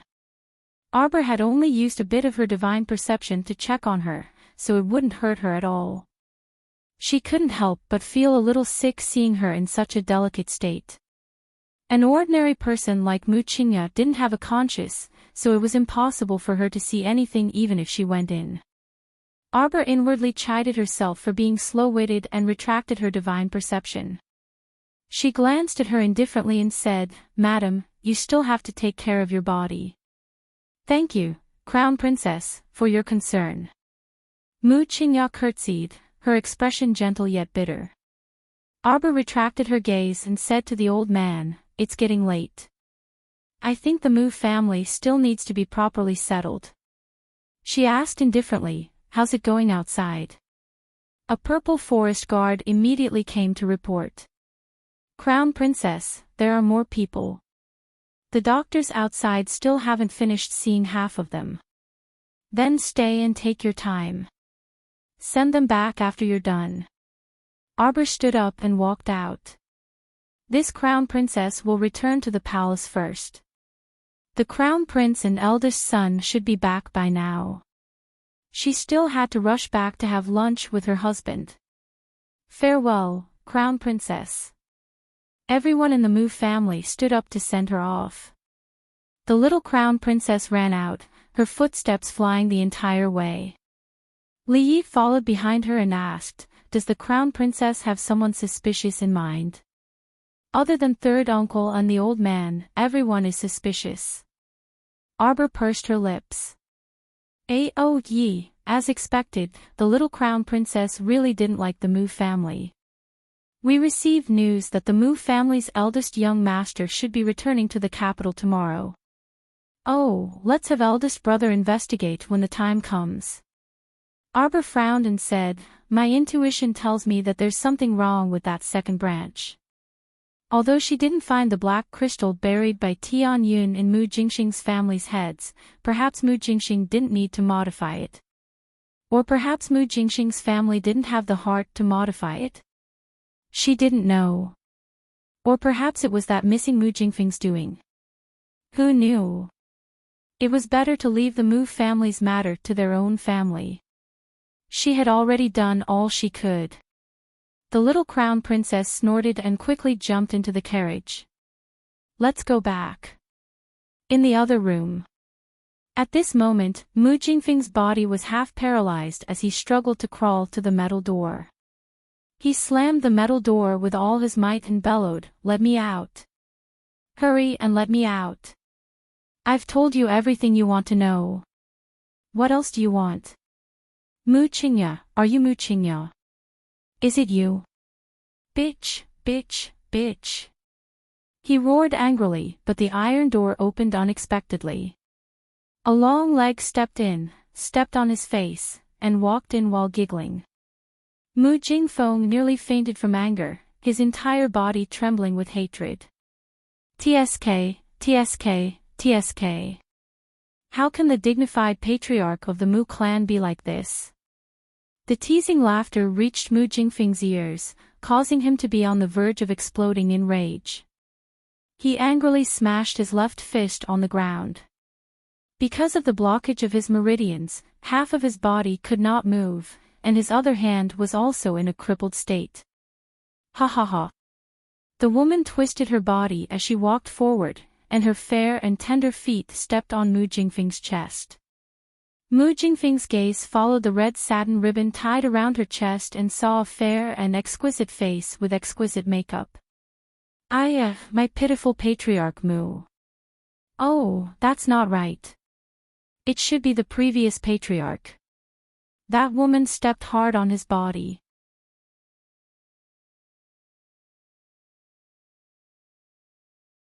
Chapter 39-32.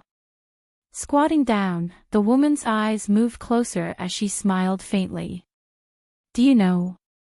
That map you gave me is completely useless. The woman sneered as she threw a piece of paper at his face.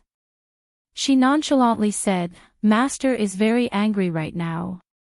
She raised her hand to grab the front of his shirt and pulled him up to face her. Her upturned eyelashes fluttered like a butterfly's wings as her lips curled into a mocking smile. "Tell me, how should I make you die so that you'll feel comfortable?" Mu Jingfeng's eyes burned with fury. "That's because you're useless." Slap.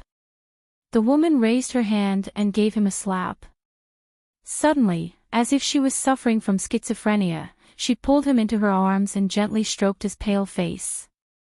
She muttered to herself, "Mu family head, if you don't cooperate with us, no one will be able to save you when the time comes." Mu Jingfeng's entire body trembled involuntarily. I've always been very cooperative with you. You wanted the Mu family's map, I gave it to you. You wanted a suitable candidate in the Mu family, I also gave it to you. Isn't that right? He. The woman laughed sharply. Suddenly, a layer of hedgehog-like needles covered her originally fair skin and pierced into Mu Jingfeng's chest.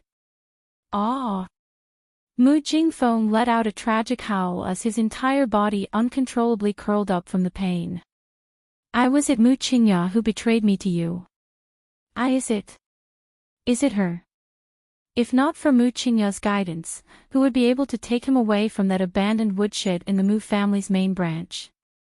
It must be Mu Qingya who did it. It's her. This bitch has always wanted to harm me. She wants to kill me. Yo, you're angry. The hedgehog woman retracted her spikes and smiled as she shook her body. Your wife has always hated you. How pitiful. The woman raised her hand to pat his face. When I told her that there was a deal to be made, she agreed and sold you out without any mercy. He. It's really vexing for a man to act like you. Ah. Mu Jingfeng screamed in shock. He kept banging his head against the ground, the wall, and even the hedgehog girl.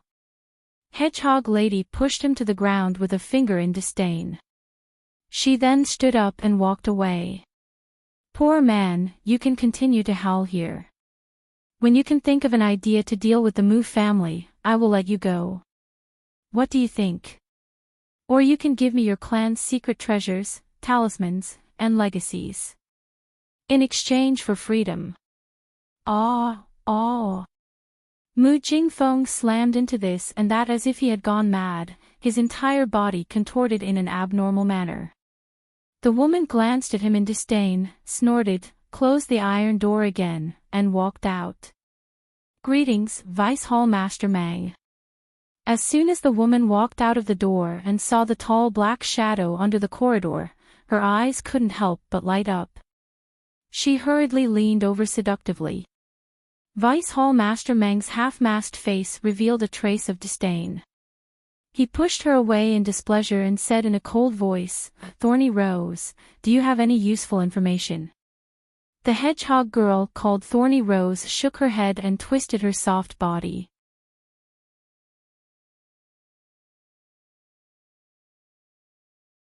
Chapter 39-33.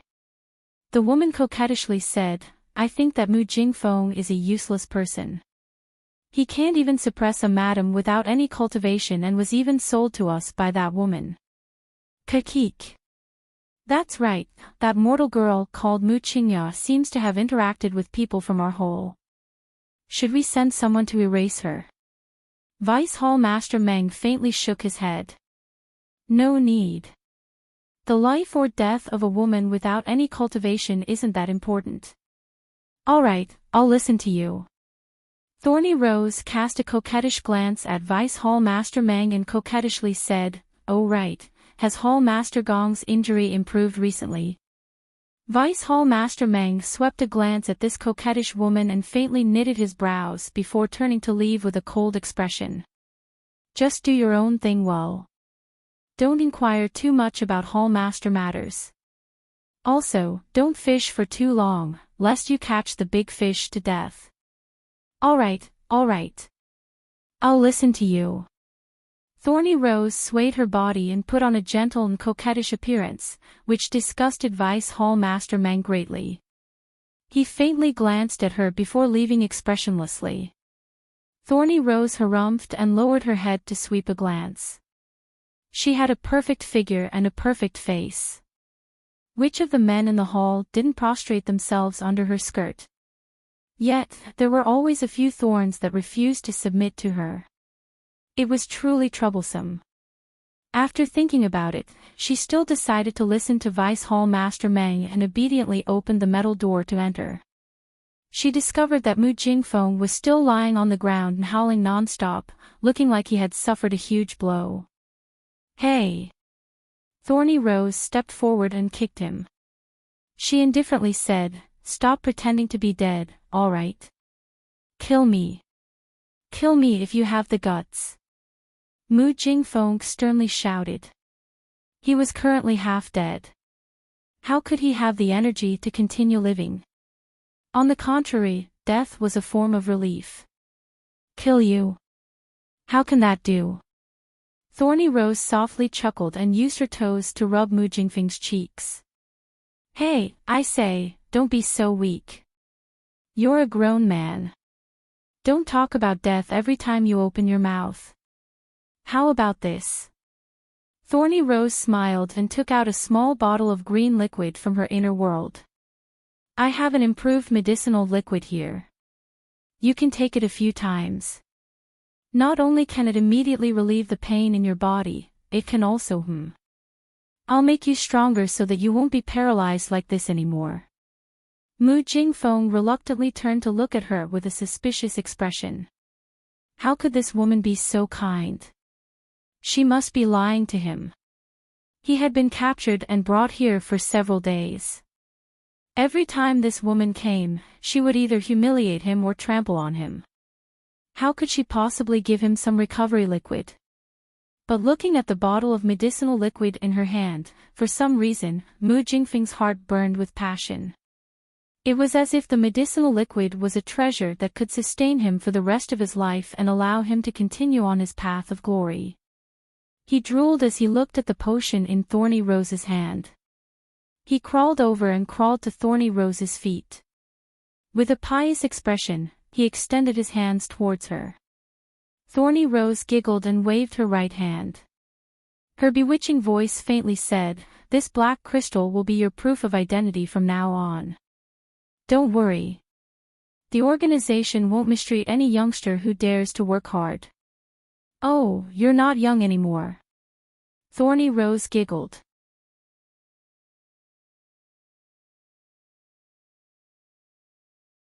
Chapter 39-34. She then reached out to cover her mouth and coquettishly swayed her body as she softly chuckled. "But don't worry, family head Moo. You still have a bright future ahead of you. I have high hopes for you." As she spoke, she flung the small bottle filled with the green medicinal liquid to the ground. Mu Jingfeng crawled over like a mangy dog. He hurriedly reached out a hand and firmly grasped the bottle that had fallen. His gaze was filled with hope as it landed on the bottle. There was a voice in his heart that kept telling him, "Eat it, eat it, eat it, and you'll be able to regain your past strength. Eat it, and you'll be able to take revenge and complain. You'll be able to deal with those who owed you and stepped on you in the past." He shakily reached out to uncork the bottle and drank it in one gulp. He wanted to return to the pinnacle of his life. Sir Jojo returned to the Eastern Palace at noon and leaned against the window to wait for Mo Lian's return. If she had nothing to do after lunch, she could make a trip home to take a look. However, it hadn't even been half a month since she went to Phoenix Forest for training, so there shouldn't be any major issues at home. Sir Jojo rolled around on the soft couch and looked up to see the Crown Prince entering with furrowed brows. The little fellow immediately jumped up from the brocade couch and ran to her husband's side, reaching out to hug him. Mo Lian was startled and instinctively reached out to catch her body. A smile surfaced on his expressionless face, and he lowered his head to kiss her little face. "Why are you back so early? I thought you'd have to deal with the Mu family's matter until evening."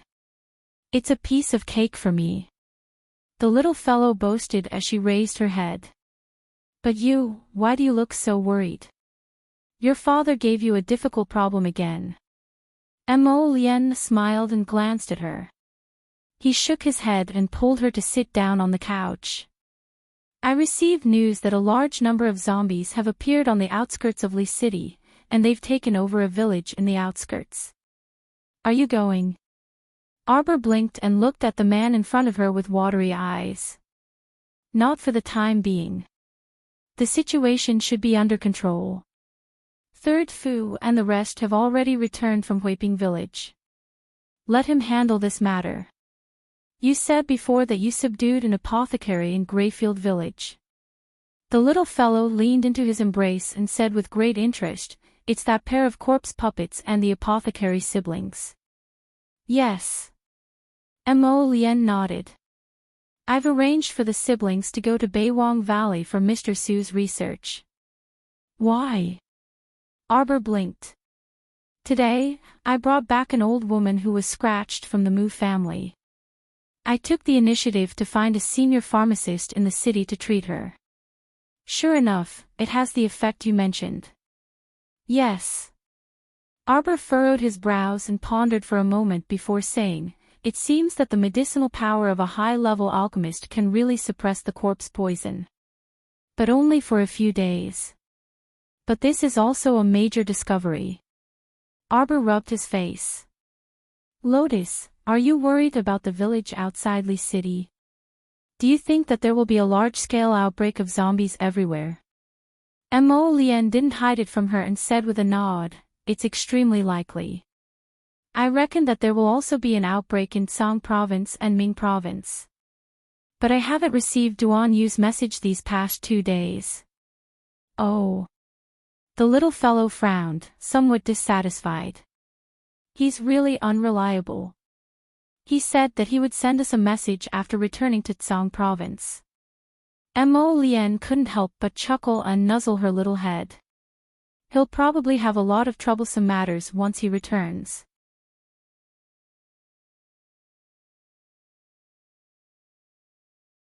Chapter 39-35.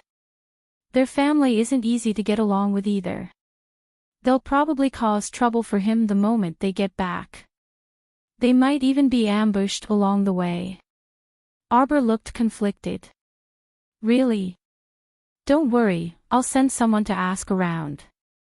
There should be news back in 2 or 3 days. Tsang province was very far from the Divine Continent. It would be considered good if news could be sent back in 2 or 3 days. Arbor nodded her little head. Let's eat. Okay. Mo Lien pulled her up and ordered someone to serve the meal. Just as the meal was placed on the table and the two sat down hand in hand, a eunuch rushed in to report. Your Highness, the state preceptor requests an audience. The little girl's face darkened. Why is the state preceptor so annoying? Does he have to come and disturb us even when we're having lunch? Mo Lien smiled at her. I'll go and meet him. However, Qiao Mu was unconcerned. You eat first. Mo Lien patted her head and got up to meet the guest. The little girl ate alone without any taste. She poked around with her chopsticks for a while before putting down her chopsticks and standing up. Li Yi. Crown Princess. Where did your Highness go to meet the state preceptor?